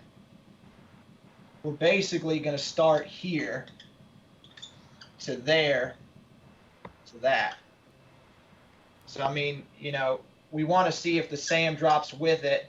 That's great. If he's backed out, we'll take that one. If not, we go there. If he's tight, just make sure it's there, and then if he walls but doesn't get all the way vertical, now we're shooting it in the seam right there. So that's how you get those like seam shots to the H, where you're throwing a dart and it's in rhythm and it's in that that perfect 12 to 15 yard area and it's not late, because you got to understand where this safety's lined up pre-snap. If he's here, Well, now you can get the idea of, all right, now I can throw my H in that honey hole shot, but I got to be in good timing with it. So we kind of like teach catch, take one step back, make sure that strong safety's stayed over on the Y, but you kind of know you're going to H, if that makes sense. You're going to start with H. What happened with the outside overhang? Oh, he's just kind of flat-footed shot, and if that kind of makes sense. Now, if he walls out back with the H, like if he walls out back vertically with that H, well, now you know you got your F leaking underneath to it, so that's kind of where we're going to go. And if you got a real good quarterback, like the Garcia kid that UBAR has, you throw that one all the way out there. So that's kind of how we're doing it. So do you have that H? Is he going through the outside shoulder of that wall defender? Yeah, we want the outside release the Sam and kind of get into that area back there. I don't know if my black's not showing up that great, but No, I see it. Yeah, I was just making Okay. sure. yeah, we want him to outside release it. And I mean, it's basically just best access to it, but he can do either one. Right. So If you had to pick one, go through the outside shoulder.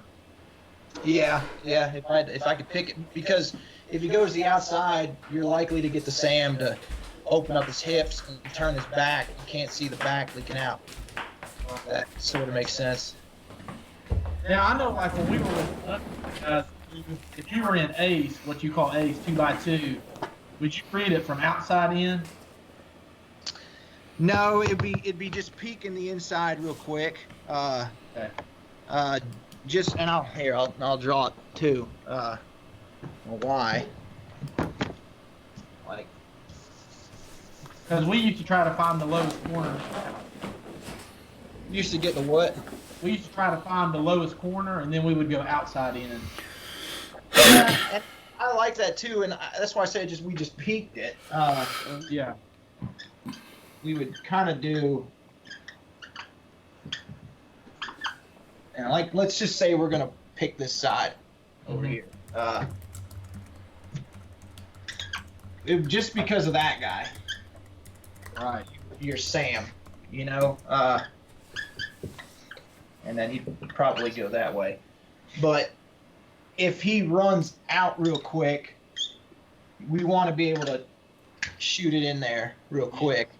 And if he, walls vertically with him like he probably should, the best part about that is now you're 1-and-1 out here for your stops and your dropouts and stuff like that.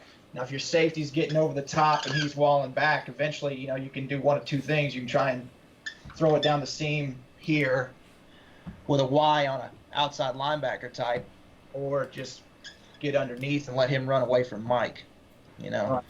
So, Coach, Yeah, what do you tell your receivers? I coach receivers, and I run into this all the time. What do you tell them? It seems like they always try to make the quarterback throw back shoulder, and I'm like, no, he's going to throw you back shoulder. You take off. yeah. I do the same thing. I mean, we get into that kind of issue as well, but I mean, yeah, you that's the hard part. You got to teach them to, you go vertical, you run vertical no matter what. The quarterback decides whether that's a back shoulder, not you. So, a lot of times they, the more you do it in practice, they kind of get used to when they get back shoulders by that guy's, way he's playing it, and it's just hard to uncoach that. Try to. All right, there's another question in the chat about running quick game versus cover 2. And what are some of your thoughts on that, Chris? I know that goes back to kind of what we were talking about earlier. To me, Y stick and Y corner. That's my two high beaters in quick game. Yeah, I like Y corner against cover 2, like he was talking about as well. Just I don't know. I like that, and I like also sometimes if you got the time and you want to invest the time in it, giving your actual corner runner the option to check it to a post. So it'd be like 8 Y post or 8-8. It's Eight funny. post. Funny you mentioned that, Coach. I just put up open Y corner on our Just Play software, over on the screen. And the way that I teach it is, we have that post option right there. So if you can kind of see it, Y is going to push to 10. And then, he's going to break it to the pylon based on where they are in the field. And so, basically outside the 20, he's going to the front pylon. Inside the 20, he's going to go to the back pylon. Some people say 25, Either way, it's just go get in the end zone and score. But we also give them a chance to kind of tag that based on, where the safety is. So, if that safety is out there and there's some good film on this, people will run that kind of snake route with that dude. And then obviously we give the lazy slant. If he feels man coverage, we give him the opportunity to run through the hole as well.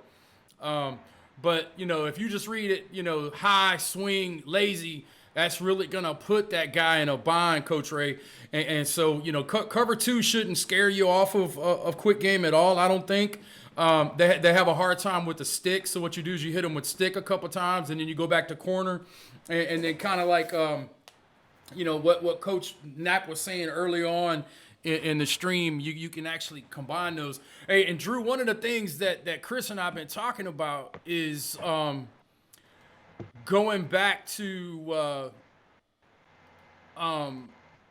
he does this cool thing with his quick game where he actually has stick and corner paired and lets the quarterback decide, and then on the outside he's got hitch and then hitch and flat paired, and I'm just in love with that concept. Do you do anything like that or no? Kinda like on our script or whatever, like my quarterback's wrist plan, we pair a lot of plays together. So like he'll have 618/8/run. So he'll have stick, corner, or run, where basically he's picking which one he wants to run. 5-man box, he's going to run the ball. He checks for that first. And then if he, doesn't like the box, then, he just picks one of the two, whether it be stick or corner. So, we do it like basically the same way. I've never paired like a 66 with a 617 or a 619 or that, where he's talking about the speed out and then you hitch fade pairing together. I've never done that, but I have no problem with that. I mean, that'd probably be a good one to pair with it. Yeah, Chris, show them what you were talking about with the whiteboard on that deal. I mean, it's legit. I think it goes back to his letting the quarterback check film. Like, you were talking about Y stick and Y corner going together. To me, I would call 94 because I think that's going to be a cover 3 team. So on my quarterback wristband, like what Drew's talking about, that's a really good time to put Y stick and Y corner on that, because I can tell that quarterback, or Drew can in the meeting, hey, we want to call Y cell against cover 3, but if for some reason they come into cover 2, why don't you, and I'm still in Drew's terminology here, why don't you check that thing down to Y stick or Y corner? You see what I'm saying? So that's how I would have it on the wristband. But, I mean, is that kind of how you do it too, Drew? Yeah, we have generally with our dropbacks, we kind of have like a quick of the week type thing that we kind of want to check down to, or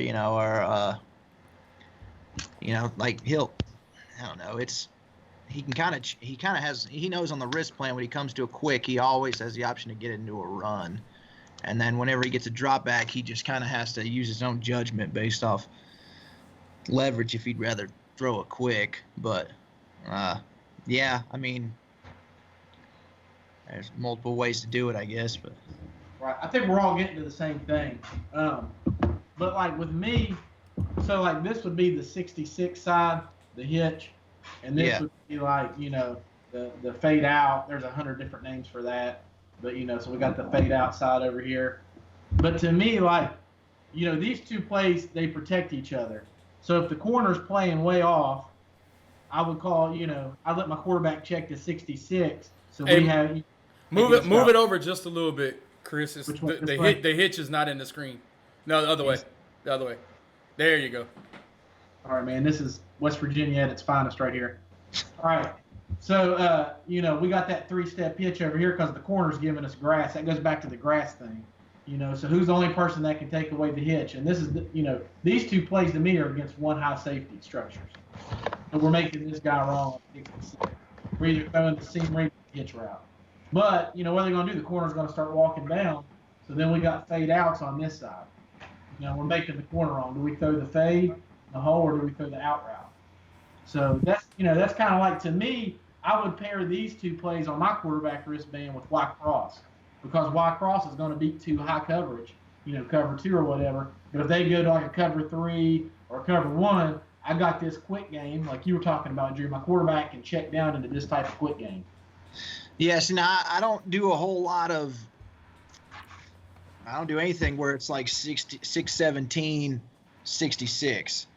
Like 617 on this side and 66 on this side, or 8 on this side and right, or Y corner on this side and stick on this side. Like we have double slants on the backside of everything because right. of what you're talking about. If you got that, like say you got cover 2, like true cover 2, and you had 617 or the speed out play going into the cover 2 corner, don't like it pre-snap for whatever reason. Your double slant side is good against that. Your double slant side is a pretty good option of hitting that second slant and being your bailout. So the way we're doing it is kind of like he's got 617, 619, the speed out play, or say 666. He's going to basically – he's doing it to attack a single side, so he can give 66 to whichever side. Now, 66 for us is mirrored, which is the only quick game that's mirrored, where it's, hitch, fade on both sides. Most of the others are, we run it with a double slant on the backside. But that's so funny because, everybody I talk to does something different on the backside of quick game. Yeah. Coach Mummy likes to put smash on the backside of big quick game. I like to run the inside sit with the 5-yard in. You're a double slant. Shane, are y'all double slanting or y'all doing what we do? We run double slant. Yes. And then basically the way it really would, like, when you do the inside sit and the 5-yard in, I teach a slant basically as a 5-yard in. And that's one thing that's I think is interesting with like Washington State too. When you watch them, the way we started doing it this past year too is our inside receivers have their outside foot up, and the outside receivers have their inside foot up. Yeah. And there's not many people that actually talk about watching Washington State do that, but the whole reason they do that is for slants. They want the inside receivers to be running 2-step slants. So if you're outside foot's up, 1, 2, boom, and then you're getting across. Outside receivers, their slant's a little bit deeper. Inside foot up, 1, 2, 3, and then they're getting flat. Yeah. But it's kind of like what Coach Coltharp's talking about, where you want that outside guy especially to be flat. So essentially, we're teaching it the same way he's talking about, because you got that inside sit. It's a 2-step slant. It's so darn quick. It's your hot. And then your outside guy, we want him 3 steps a little bit deeper, but we want him to be flat. I think that's the hardest route to teach in high school is a darn slant, because every kid that I have, you tell them slant and they run a darn post. I mean, there's no such thing as a dang slant. I mean, I'm always preaching them, Nobody teaches that thing like Joe Sal's. Like flatter. I mean, you got to get flatter. I mean, Hey, Drew, tell them this. I've coached a lot of receivers at different various levels. Tell them to throw their elbow like they're trying to break glass on their back, and they'll make it flat. Yeah, like you talking about their left elbow, they're going in that way. Yeah. They try to act like they're breaking that glass, it'll make them come more flat. Because if not, it's exactly what you're talking about. It'll turn to a daggone post route every time. Like a skinny post, like it's not. They stick it like 3 yards, but it goes straight up. I'm always trying to give them a cone or a landmark to run under. Like, I mean, that's the only way I've been able to do it is like, you got to get flatter. You got to get flatter. You got to get flatter. To the point where, like, I almost stopped calling it slant. Like, I'll just tell them run an in cut. Well, like, do you to get a slant? Drew, do you set up the Do you set up the stuff for routes on air, like the cones or the trash cans? Are you We having put them up run? trash cans. Are you having them run to the grass and whatnot? We put up trash cans. Yeah, we put up trash cans, and then we'll put little like orange cones for certain things, like our shallow game. I'll have a kid, snapping the ball to the quarterback, and I'll put a cone maybe a yard behind him, and I tell our shallow runners, you run between the snapper and the cone. You get into that little alley. So I mean, we always tell our snapper you can't like back up or anything because you get ran over. But I want a former player or somebody who works for the Department of Transportation so bad. I love those little bitty like 3-inch barrels that they put on the road. Oh yeah, Yeah, I'd love to have about 9 of those. the tall ones. Yeah, I mean they look not the big orange, not the big wide ones, but the little bitty ones. Yes, that are about 4 or 5 feet tall. Yeah. Those go well about 4 or 5 feet. They're about 3 feet tall, but Yeah. so easy to move in and out and just set them up and I'm surprised Coach Mummy hasn't created something and started selling it because he's always good about that kind of stuff. Some kind of easily deployed routes on air material. Those pop-up dummies are so darn expensive. I mean, Yeah. you know how Coach, you were at Ash. You know how we are. It's, we don't have the money for that. So we bought trash bins and I got 7 of them. And flip them upside down and Yeah. we do a big a lot of times our individual drill we'll just make it routes on air and do it against the cones. It's really good of teaching your quarterback. I think it's great for teaching your quarterback where the holes are, where the natural holes are. Absolutely. Coach Mummy, he always tells a story that when he first created the drill, they were using folding chairs in a gym. Yeah. That would work.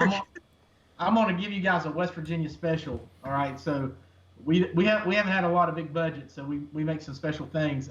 We used to get coffee can cups, and we'd put PVC pipe in it. We'd pour the concrete in the coffee can, and we would use that because we didn't have barrels and we couldn't even afford the garbage can. We more coffee cans, and we'd use that for settle the noose and for routes on air. So we'd have those like you're talking about, George. Those little tiny long PVC pipes with coffee can cups. And they were easy to haul around and stuff. We actually took them on away games. We do settle a noose with those little coffee can concrete PVC pipe things. Huh. And that's not a bad idea. Not a bad George, idea. I'll tell you, the traffic ones you're talking about, that is the deal. I made the statement one day at practice, I'd love to have them too, and the next day I had about 12 of them. I don't know if they got donated or how they got donated, but we had them. But they what makes them great is they're actually stackable and they weigh about 3 ounces apiece. Yeah, they're so easy to keep up with and set up. Huh. Yeah, I talked our head coach this past year to use the last bit of football money we had left to go buy 7 trash cans. So that's what we spent our last little budget money on. I mean, I wish I could just go to Lowe's and buy some, but I never see them at the store. I mean, I wouldn't know where to get them. That's where I got ours. Was it Lowe's? Well, yeah, the trash cans and stuff, yeah, but I'm talking about those things you're talking about, Shane. I mean, oh yeah. Wow. No, they just, like I said, mine just showed up. Where I'm at now, which obviously we're a big school, we actually went to our custodial department and just said, hey, we need 12 trash cans. We want some that are 30-gallon and some that are 45-gallon or whatever they are. And they put an order in with the county, and the trash cans showed up from the county. I've done that before. The good news about trash cans are when you're wanting to work like that mesh throw or that Y corner throw, you can use those garbage cans for the trash can drill where you're dropping those footballs on that corner end zone with that garbage can. Yeah, we did that. We do that in our individual drill too. And I don't know if you heard Coach Meyer this past year on that Fox and whatever it's their Fox Saturday morning thing. He talked about how they used to paint. They used to get like a spray, a can of spray paint or whatever. And I can't remember how big the box was, but he would draw like a 4x6 or a 4x4 or something like that box in the back right corner of the end zone, and they would just teach their quarterback to, they actually have basically pat and go throwing fades, but he wanted the ball to land, to be caught in that box, and which I thought was pretty interesting. I never heard anybody really talk about it that way, because I've seen people throw the ball to the barrel and stuff, but to be doing basically pat and go and with the landmark of throw it in that square that we drew, that was pretty cool idea. Yeah, and those are those types of things that when you go to clinics or you go watch spring practice, those are cool. Coach Sanders wants you to go over your install. Drew, they're putting you to work, brother. I told you once you got him on, we might as well all hang up. No, it varies. It varies kind of year to year. Yeah, we basically like, I'm gonna say it the same way I'm sure you guys will. We basically just split it into 3. I mean, we just put our stuff on the board that we want to run that year and try to cut it up into 3. So it generally turns into like 2-3 dropbacks, 2 quicks, or a quick and a run. Next day, 2 to 3 dropbacks, a quick and a run, and then the third day is finishing. Hey, well, what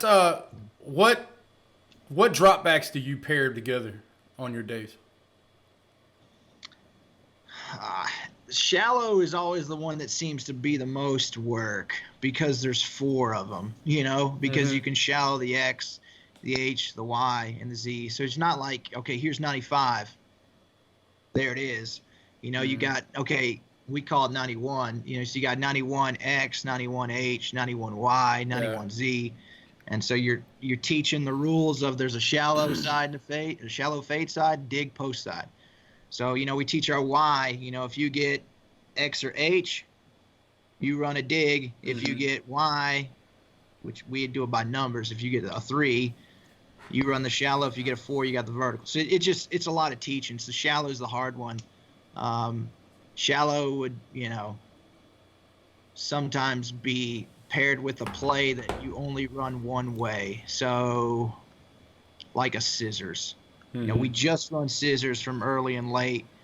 This is how we do it. Or 95, like 95, this is how you run it every time. But in all honesty, at this point where we've been running it for so long, there's so much carryover year to year. Like, we talk about how it's a 3-day install, but I mean, basically at this point too, our kids are like, we don't need an install. I mean, the freshmen will catch up, I mean. But do you like Monday is Monday every Monday? No, no, not really. You talking about like practice? Like day 1 install, next week you just repeating the 3, or are you kind of off of that? Sorta. We don't necessarily repeat it, but we do repeat. Well, I guess kinda. Yeah, kinda. I hadn't really ever thought of it like that, but yeah, I guess that's kind of how we do it, because we'll have like a 6-day, and then day 2, day 3, third day, 6th day, 1, 2. Yeah, I guess so. Yeah, and that's just kind of how most people who do it that way, and that's that's the thing. I tell people all the time that it's a process thing. This is such as a process thing as much as the plays. I mean, all 4 of us and just about everybody in the chat, we could get up here and start talking about one play and maybe talk about it 3 or 4 different ways. I mean, just like when we were talking about 95, you had sail, you have option, you got coming out of the 2-back, and then you got Shane talking about reading it across the back, and all of those things. And it's just like, for me, I pair 95 and 94 together. Yeah.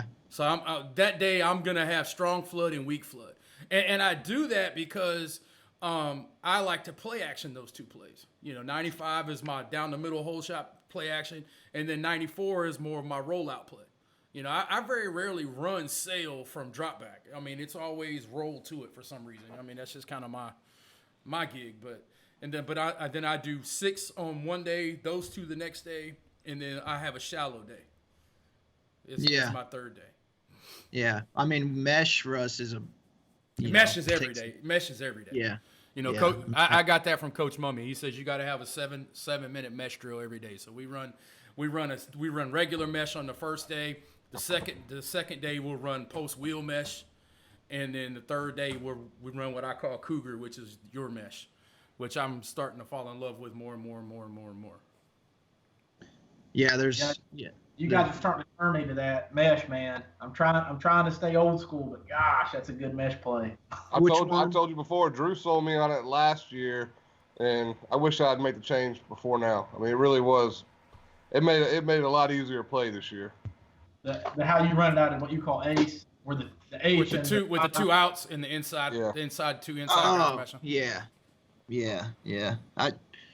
Again, that's how Leach has ran it for forever. So that's why we run it that way. And I mean, I know that's kind of a weird answer, but literally that's why we do it that way. Carolina just hit him with a big drop off.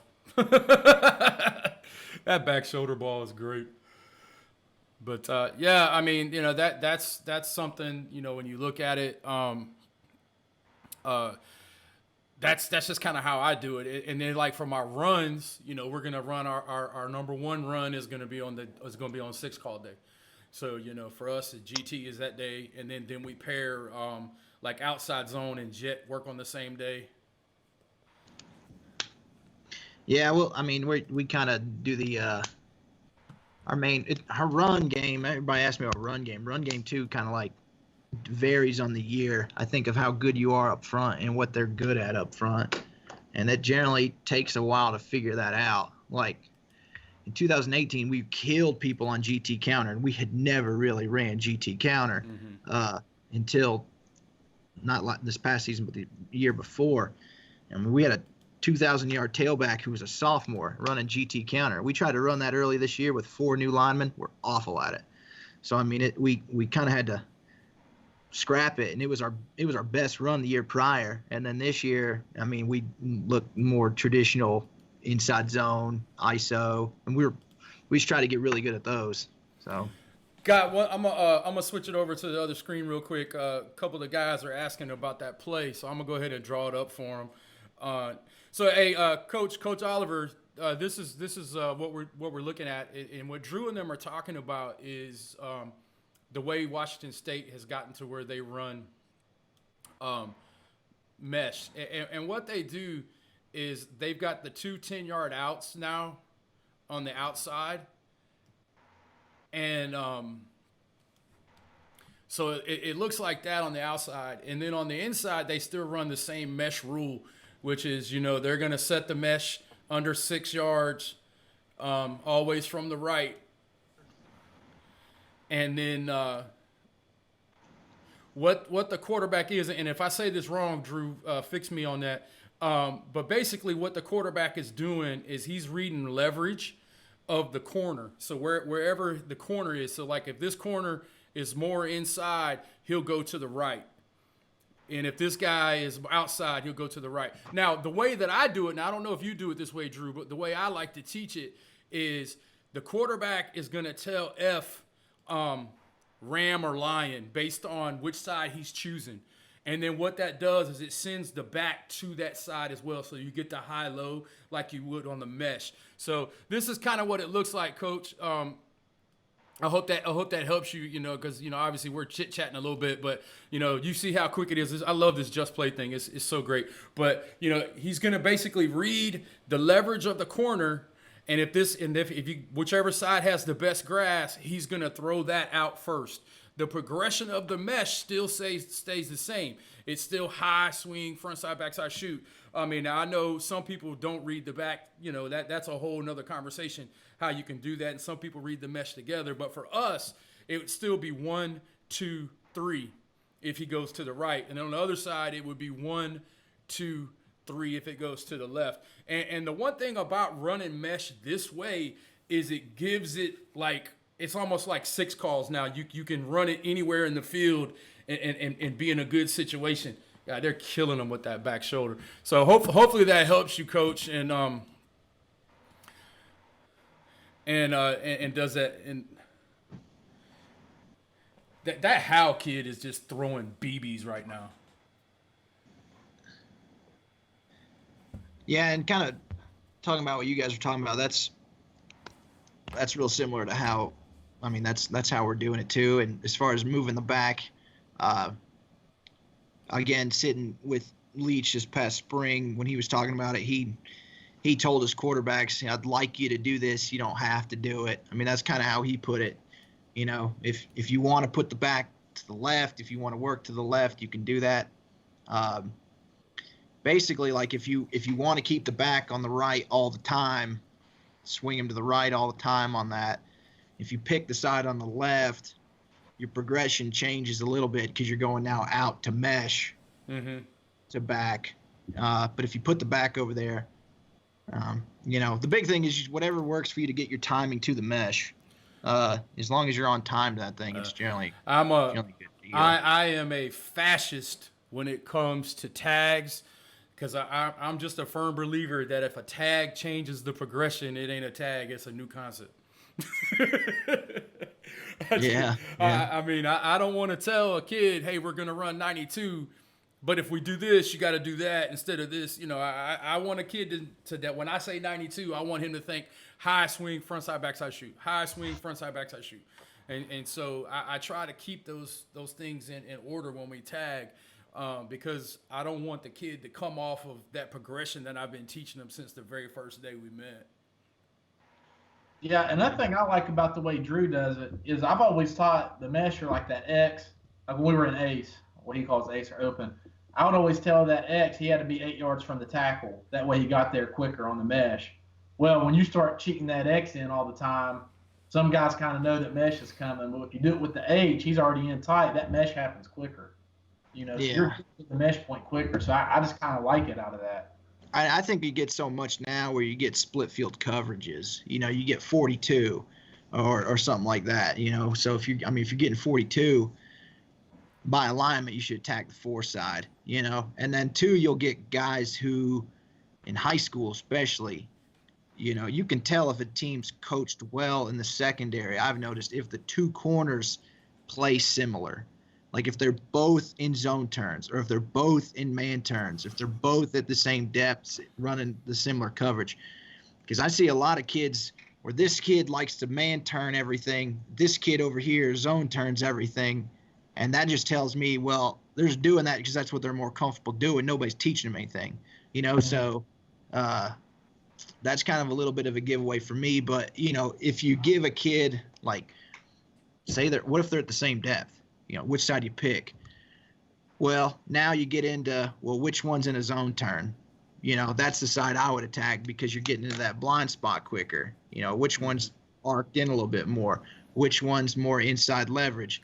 If it's true cover 2 and they're tight, you still got to look out there, but you better get a quick idea that you're probably going to throw the mesh. Yeah. Are you letting the running back make a ball call on that? No, I just don't.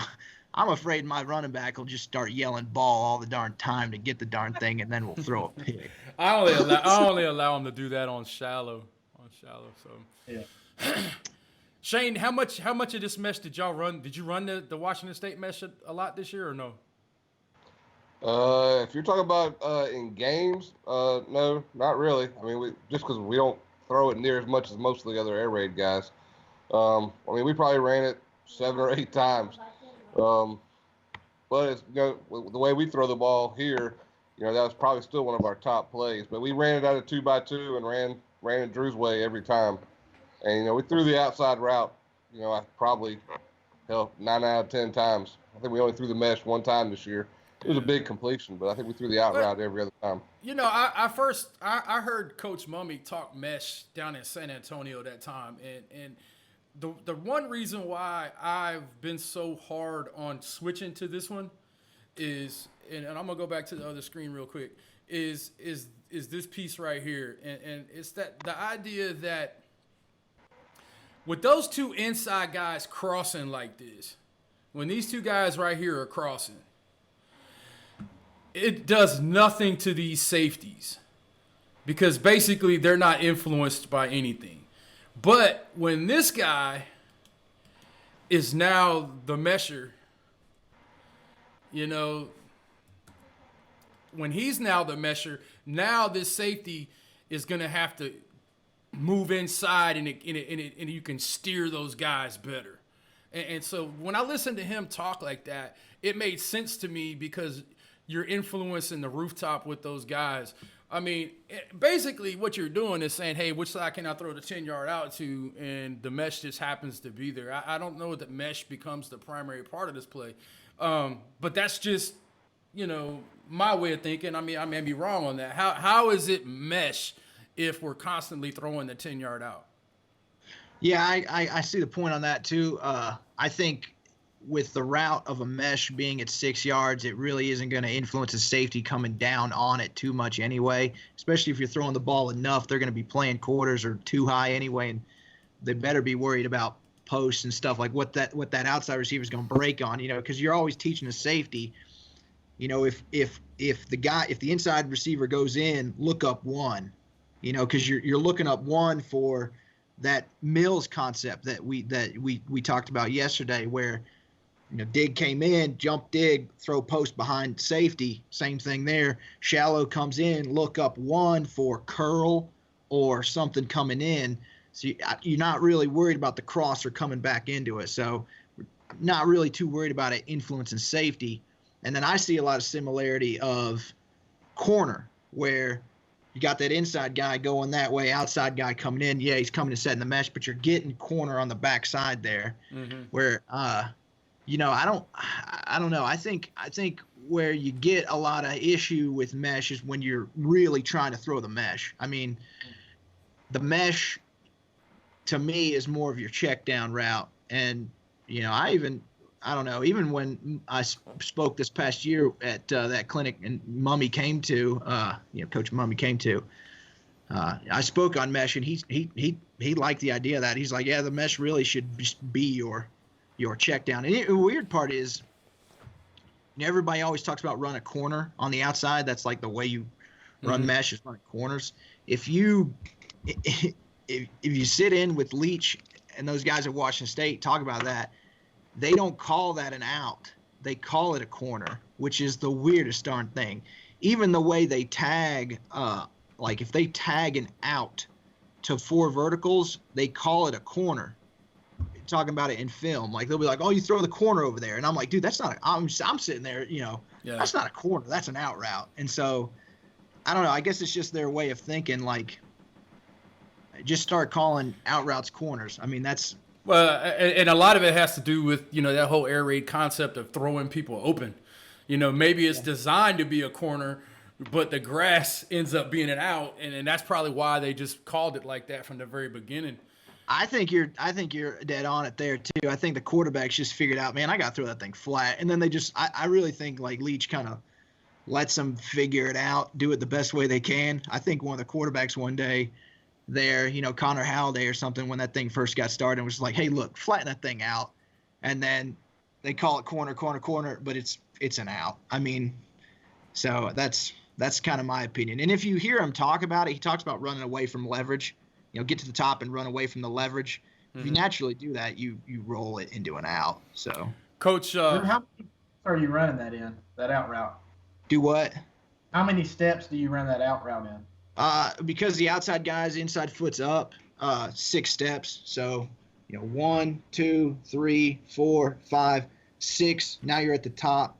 The 7th goes at a 45-degree angle, and the 8th step is what gets flat. So that's how it goes. Yeah. Rounds. Hey, this kind of plays right into it. Coach Holska just asked us a question about Art Briles' version of the air raid, and you know, Kendall just got the job at Arkansas, so the air raid's got the chance to maybe turn around another SEC program, and Carolina is just walking the dog on Temple right now. They're opening up a can, but what kind of similarities do you see with what Art does? And the funny thing is, you know, at one point, Art and Coach Mummy were in the same conference in high school. Wow, I didn't know that. Yeah, they coached against each other in high school, if I'm not mistaken. But you know, what do y'all think about what Coach Briles was doing down at Baylor? In you know, I think him and Dana's air raids are kind of the same. I think it was a little bit more RPO, a little bit more run action. I think Bryles is a lot of run and shoot, in all honesty. I mean, you're running those, slot fade. I mean, that's the big thing with them is slot fade and outside stops, but the slot kind of determining to split the two or keep it vertical or keep it to the outside. I don't know if you guys have seen the playbook, the Florida State playbook that came out this past year with Kendall's, but it's a ton of run and shoot. If you ever hear him talk about it too, like I remember, what was that guy's name? The quarterback for Baylor, Bryce Petty. Yeah, I think that's right. He always talked about it being a sort of a run and shoot type deal off play action. They did a ton of 11 personnel. If you ever watch the old Baylor, what Coach Mackey loves, that's his offense. Everything is off play action. Almost everything is ball fake, run action, throw vertical, or throw quick, as far as like perimeter screens. But a lot of one-on-one slot fade. That's kind of their main baby, was those choice routes and slot fades. I think if Cody Alexander is also a good one to talk about with that Baylor offense, because he was a GA there when Art Bryles was there, and he would know it from defending it. But I think it's a little bit more run and shoot influence. I know that Art was the running back coach at Texas Tech under Leach, but has an air raid type background with that coming under the tree. But I think what he's doing falls more run and shootish. Yeah. Power run and shoot. I mean, that's what it looks like. Hey, Shane. Yeah. Did you get a chance to see the 7 Samurai video that I did the other day? No, that was actually next on my list when you called. Okay, well, hey, look, I'm going to pose a question to you, because what I did in the 7 Samurai video is I limited myself to only being able to run 7 plays. And the plays that I chose were GT, the inside quick combination, the outside quick combination, 6, shallow, and mesh and cross. If you could only run 7, what would your 7 be? I don't know, man. I'd have to shoot myself, I think, if I was only running 7. But I think I'm a little different. If I was only running 7, it'd have to be counter and option. I think would be 2 of them. I'd have to run mesh. That'd be 3. I'm going to run slant. That's going to be 4. Got to run 4 verts is 5. I'm going to run stick and corner. I guess that would be 7 right there. Well, you can combine stick and corner if you do it like Coach Napier does it. All right, then we're going to say that, and I'll run Larry and Roger quick screen. That's very close to what about you, Drew, if you could only run 7? I just posted a good article too on that Baylor vertical passing game too in the chat, if you guys want to check that out too, with some of the option routes. But if I had to pick 7, are we counting tags? I mean, tags are freebies, man. Just 7 tags are always free. Don't listen to George. Yeah, tags are free, man. Your 4 verticals, your cross, and your mesh, and of course, like your double wheel version of mesh and your snake version of mesh are my 2 others. So if you have, if I'm getting into 5, those would be the other 2. But your quick screens, your stick play, your corner play, and maybe scissors would be my 7. So mesh, cross, verticals, stick, corner, quick screens, scissors. That's did he have a run in there? I didn't hear him. Oh, I didn't know. If I count runs, you got it. Oh, no. Hey, look, man. I know that you only believe in running on the field and running off the field, but see that's the game. It's the 7 Samurais.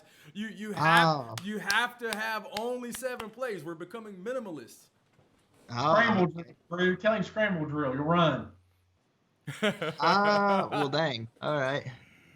I'd cut out the scissors and I'd add inside zone. I think would be the one. Well, okay. I don't know. See, my inside zone and the Randys and Larrys are paired. So in my world, that's the same thing. Hey, you can make the rules. There you go. Inside zone with a quick screen. Inside zone. It's hard, isn't it? It really is. And just think about this. And guys that are listening to us right now, this is what I would want you to understand. When you have a playbook that has 200 plays in it, but you can only call 60 plays in a game, that's basically what you're asking yourself to do, is to become a 7 samurai. And when I talked to JT O'Sullivan that day, me and him talked for quite a bit of time before we got into the actual interview. But what JT was saying is like, look, man, in the pros, they come up and they hand you on Monday or Tuesday, whatever it is, they hand you 200 plays. He said, but what it is most of that stuff is, hey, we think we might run this, so just make sure you know what it is. But when you get into the game, it's going to be boom, boom, boom, boom, boom. And so what I was trying to accomplish with that video is to get guys to understand that adding all of this extra stuff that you think is going to help you really is going to hurt you. Because you're coming out of your process, you're coming out of your reps, and you have to get yourself to think about, what are my most important guys? What are my 7 samurais? These are the guys that I'm going to go send to save the village. And if you concentrate on those 7 plays, then, yeah, you may have 8, 9, 10, 11, 12. But if you're really freaking good at those 7, I think that you're going to be a better and more productive offense. I think that's why your game script is so important, because it keeps you on track to play the game before the game. You know what I'm saying? It doesn't let you get crazy on how many plays you have. Drew, do you script the field? I don't script the field the way that like Coach Mummy does it. Have an open area, a red zone area, and a goal line area. That's the way Nap does it. Yeah, we script it, but it's the open area is basically, there's no yellow zones or any of that stuff that like Coach Mummy talks about, but yeah, your open area is basically till you get to the 20. And we do script it, but the way we script it is mostly to, I asked Leach about that too when I was up there. I mean, I was up there for a week, so I got to ask him a bunch of different stuff that kind of popped in my head. But what was his thoughts on scripting it? And his whole deal was he just wanted to make sure he was switching formations enough, and he didn't get stuck in a rut of just being an ace and ace and ace and ace and ace. He wanted to go. If you watch him too, especially early in games, real quick, you're going to see 2x2, followed up generally by 3x1, followed up generally by 2x1. I mean, he's going to get to green and blue. The next play will be early or late. The next play will be ace. I mean, he's going to mix it in some sense of, getting your 3 main type of formations, your 2x1, your 3x1, your 2x2. And he'll keep down his script until he starts to get comfortable. He'll figure out real quick, well, they're not as good at defending this or whatever, and he'll somewhat lean a little bit more, but he does do a good job of mixing it. And that's kind of what we plan to do too. Shane, how Save much that stuff for the red zone? Yeah. Shane, how much formationing do you do? I mean, I'm pretty much ace and trips, but I mean, how many of you guys, or if any of you guys played around, and some of you guys in the chat, how many of you guys have gotten to the point where you have a bazillion formations and you move people around? Because I'm watching Longo right now. He's in daggone 2 tights. He's in 22 personnel lining up at, wing slot. Well, I'll tell you, for me, historically, I was more like you. I had 2 tight ends, when we had, 1 tight end, but predominantly we were doubles and 3x1. But after my last 6 years here, that's one of the things that, I've kind of learned and adapted is, we're a huge formation team, and most of our scripting is actually by formation more than it is anything else. How are people lining up? What can we force them to get into? And then what bubbles does that create in the passing game and running game? And so that's a big philosophy shift for me, but that's part of the reason why I wanted to come work with this guy to learn this type of stuff to add it to the air raid. Mm-hmm. Yeah, I'm not against that philosophy of thinking either. I'm kind of a real base formation type guy where it's I'm 2x1, 2x2, or 3x1 95% of the time, where green, blue, early, late, and ace. That's basically what we're in. Maybe a little bit of empty. But I will say this: the best team we play is the county right next to us and our rival, and they are a triple option team, and they get in a million different formations. And I think the best way to do it is they do it like my coach is talking about. They script it. I don't know this, obviously, but I cannot think of another way of how he would show you all 17 formations they have right after each other unless he scripts it. And it's nothing wicked about what they do as far as the amount of plays that they run. Outside veer, your midline, your jet sweep, and maybe some power read.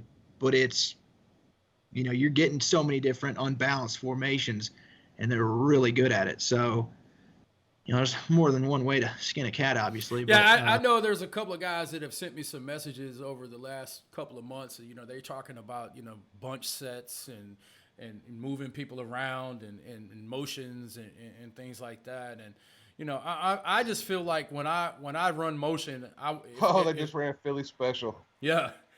If motion don't move people, then what's the point? And Coach Oliver just talked about, goal line formations and things like that. We like to get into like a 3-back pistol.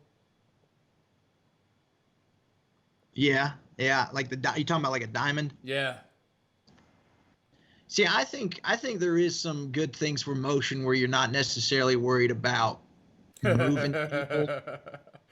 That's so I like cheap. motioning just for the fact of saving some things, because like I'll only run that snake play, the snake variation of mesh that we have, out of late. I'll only run it out of late.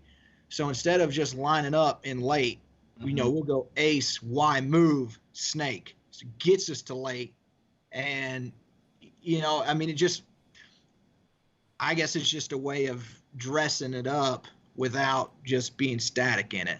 So, I don't really care about what the defense does. It's just, gosh, well, they always run this out of this formation. We don't got to worry about that until they get in this formation. Well, we're not in this formation. Motioned, are your kids going to be thinking about, oh, yeah, they only do that out of that? You know what I'm saying? I don't. So that's kind of the reason that we motion some too, is just to dress it up and still be able to do it the same way. But Now I tell you, that's one of the things I came here for. Motion for us is huge because we're going to try and formation you and then add a motion to it, because we're going to try and protect counter. We're going to be able to run gap counter. And then also we want to be able to get to certain guys. If we know in a certain formation you're going to line up this way, if we motion, we're going to be able to bring a guy down and attack him in the run game or the pass game. So it's all about, can we dictate to the defense based on our formation motions, which we watch a ton of film, and it's a lot of work involved in that. I tell you, it's pretty powerful in the offense if you're able to do that. It takes it to another level. I'm gonna let you guys in on a dirty little air raid secret. This is how it was explained to me: is move formations help you build a new formation, kind of like what Drew was talking about. And then when you start tagging quick, like Z quick or H quick, that's kind of what Shane's talking about, where you're getting that guy out there into the flat quick. He's out in the flat motion. So, kind of think about that, guys, when you guys are doing that stuff.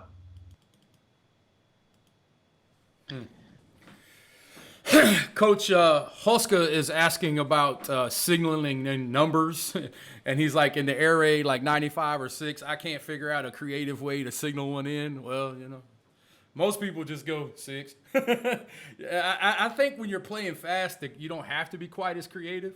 I don't know. Is that?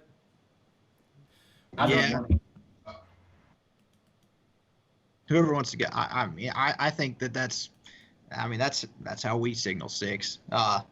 But if you get that signal again, it's not like it's just a static 4 verticals. So you don't know if my quarterback's going to tag a hitch, tag a stop, or even if he's going to run 6. I mean, it's not much of a worry in that sense. But yeah, it's base 6, and then your 90s and stuff. Some of them are real simple. If you want to, I've seen people who don't use the numbers, but call it by the play. Like base mesh. So I mean, there's other ways to do it. I just tell people all the time, do what's comfortable for you. And the one thing I've learned about signals and stuff like that is let the kids help. Yeah. Because they remember them. Yeah, because there's years I've done, this is 6, but my kids might want, I mean, you know what I'm saying? Like, they might remember that. So Yeah, we used to do that. We used to do, like, hang loose, and then we've done go. So, I mean, we've done it a couple different ways. We've done go, hang loose verticals, and 6. So it's whatever you want to do, however you want to change it. I think that's all overrated anyways. I don't think there's many defensive guys out there really trying to figure us out by hand signals. I mean, those guys are scouting us by formation, by hash, by down and distance, by what we just call by the feel of the game, and they're looking at our hand signals. I mean, that's a lot. That's a lot. Yeah, I agree. Yeah, it's too much to try and figure out. I think what it was is, some offensive coach is also the head baseball coach, and he thought somebody was going to steal his pitches, so he had to come up with something crazy. I mean, hey, look, the guy I worked for at Grays Creek, they have like 3 guys signaling plays right now at the same time, and it's hilarious to watch because only one of them is real, but they're all, I mean, and they do it, and we had one guy, he only came on Friday night to signal. He's one of our math teachers. He's pretty cool. He only came to signal. And so, like, if you didn't hear him say who was live or who was dead, you had no idea. But, there was an incident, I guess, a few years before I got there where they felt like somebody was stealing signals. And so, that's what they do. And so, I mean, I've seen people go, like, all in on it. But inevitably, in any air raid conversation I've ever had of any length, I get asked, how do we signal plays? I've asked that question. I can remember going to Carolina Clinic and talking to Gunther Brewer and say, how do you do it? And he's like, shoot, coach. I mean, one hand is right, 2 hands is left. So, and then, the funny thing about Oregon is a lot of people thought, when they first started doing the big signs or whatever, they'd be holding up signs and they meant absolutely nothing. I mean, the guy was touching his shoulder and that meant outside zone. So, Well, we got Drew on the line here. I want to make a request. I want Drew to do a video on his scissors play. Scissors play? Yeah. You need to make a video on that one, brother. Yeah. Put the time make that a 92 mesh group exclusive. Yeah, that's again, it's just the scissors plays kind of evolved through time, and now it's gotten into that 4 strong type look, and it used to be, scissors was real deadly down in the red zone and goal line. Now it's kind of been, you're running it everywhere, and going up, and that was one play I definitely wanted to talk to the guys at Wazoo about this past spring, was that scissors play, and I didn't realize how efficient they were at it. They completed 90% of their passes on that play in 2018 with Minshew. I just remember that, and when he said that out loud, I thought, geez, 90% on anything, I mean, you gotta figure that out. So no, I broke down 4 of their games, and like, I don't know, a couple years before that, I guess, and it's crazy how good they are at that play. Yeah, and the way they used to do it was just, they would go, if you're in early, the old school way of doing it was Z ran the post, H ran the corner, and Y ran a flat.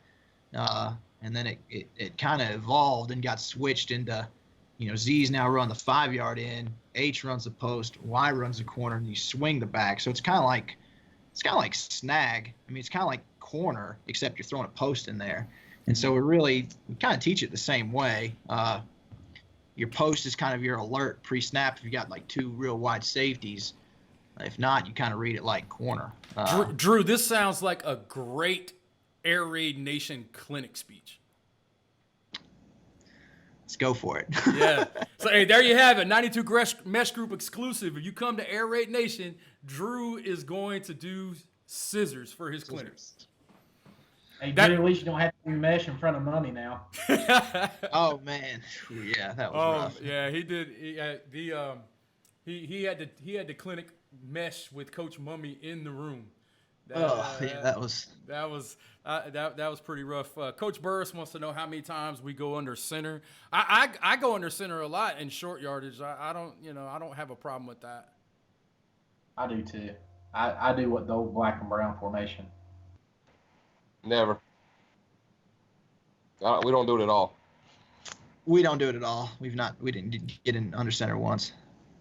I mean, I'll quarterback sneak it, and I don't really get under there and hand the ball off or anything like that. I think with the pistol, you can kind of get that same situation, and my problem is just having to teach all the steps over. Step at 5, and the old inside zone, outside zone guy. The stuff that Coach Conduti and them guys talk about. Where the quarterback steps at. Yeah. We just hadn't done it. I don't have anything against it. Just haven't done it. We even take knees. Like if we take a knee, we do it from the gun, basically, just to killing the kids' rushing yards, man. What the world? Oh hell yeah! Just to I keep know. the same. My stat guys know we don't count that against anybody. Yeah, we don't count knees. So yeah. I actually think taking the knee is safer in the gun than it is from under center. I mean, you got 3 guys around him in case the snap is bad. It doesn't hit the mosh pit for people to grab it if it's a bad snap. It's a lot safer. Yeah. I could see that. I can step forward too. I mean, you can catch it, move forward a knee. I mean. Yep. Yeah, I'm not worried. But we don't count that. And we get in a couple different heavy formations for short yardage, and we try and make them cover the field on that kind of stuff too. We don't want them to be able to pack 11 guys in there and double A gaps and hitting my quarterback, free shots. So we do some stuff for short yardage, but we're still going to be in the gun. Yeah. Coach Hall is asking about the high school level. I mean, Coach Hall, we're all high school coaches, so everything that we're talking about is everything that we run at the high school level. And now he's also asking about building in HOTS and things like that. And how many RPOs is too many to install? I to be honest, man, I think maybe 1 or 2 is okay. I think if you have more than that, then you're kind of an RPO team. And I'll go back to saying what I said again, and you guys can amen or change up on that deal. But I really think as a young coach in particular, you need to find a system. You don't need to find an offense. You need to find a system. And I said this early in the stream about wing T guys.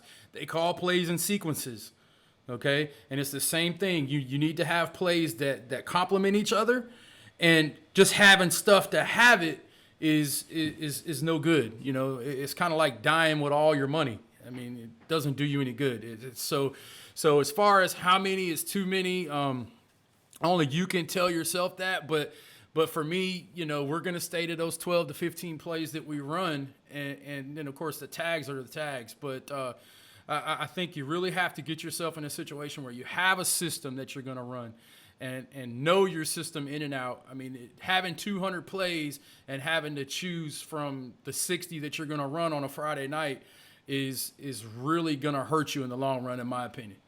I think that's why triple option guys are so good. I mean, that's why triple option works. It's a system. And yeah. I kind of always put it in a weird way. I always think kind of like an MMA fighter. You're a specialist. Like if you're a Brazilian jiu-jitsu guy, regardless or not, you're dangerous in a certain aspect. Whether you're a kickboxer, you're dangerous in a certain aspect. When you don't know the game and you try to learn it all at once, you're not going to be very good. If you can kind of specialize in some form and bring it into your world, bring the fight to your world, you're going to be pretty good, So, if a jiu-jitsu guy can get you on the ground, you're in trouble. If a kickboxer keeps you standing, you're in trouble. So I think it's kind of the same way. And that's what I like I'm a big fan of not necessarily, I just like offenses that are that's why I like this Air Force type matchup tonight, because it's a system versus a system. Yeah. And you're going to see, Right. guys that know what to do in certain situations. And I kind of Coach Vaught has been tweeting about that all week, about the flex bone and the air raid. Flex bone in and there. it's I kinda tell you, like I agree with Drew. I think a good flex bone coach and a good wing T coach are the best play callers around. I do too. Because Yeah. they are all about, here's our base play, and what is the answer to the answer to the answer. And they string them together better than anybody else. I mean, that's like why Paul Johnson was so good even at Georgia Tech, man. He knew. I don't know if you guys ever heard Paul Johnson speak at a clinic. He is awesome because he's got a million different tags and calls that they make up front to block the same darn thing, and they've got an answer for everything. I mean, they were just so good at what they were doing. I mean, that's why he was always winning a ton of games at Georgia Tech. I mean, with not great players, I mean, and that's why the military, all those service academy schools are always so good. I mean, same thing. I mean, Air Force got a chance to win 10 games this year, with a win tonight. I mean, it's Air Force. I mean, I don't know. You can't be an average coach in those systems, though. No. Yeah. No. Yeah. And I also say this, I did a video on the channel a couple of weeks ago about convincing your head coach to go to the air raid. And it's got to be in their soul. You can't, it's not a Republican offense. It's not for a conservative person. If and all you got to do is go back to that Super Bowl and think about when the Bills and the Giants played. And Bill Walsh and those cats went out there and just they ate clock and they kept the K gun off the field and I appreciate it and I understand it, but that's not who I am as a football coach. I'm going to block kicks. We're going to attack defensively, and we're going to try to attack the entire field and be aggressive. That's my personality as a football coach. So, being a wing T guy or being a flex bone guy where you get excited about a 4-yard, inside trap is just not where I'm at. Doesn't mean one's better than the other, I can appreciate the artistry, man. I used to love to watch Oklahoma back in the day with Jamel Holloway. To me, that is a pretty offense to watch when it works. I love to watch it, but it's just not fun to me. And this is still a game. And I want to have fun going out there coaching. I want the kids to have fun playing. I like them both. I have more fun watching like Georgia Tech back when they were doing it, or Navy, Army, than about anybody. I mean, but Drew, how much of that has to do with the fact that it's the underdog story? And and there's two ways to win a football game. You either do something better or you do something different. And if you can do something better, do something different better, then you're freaking great. And Paul Johnson was able to do that because of some of the guys that he had.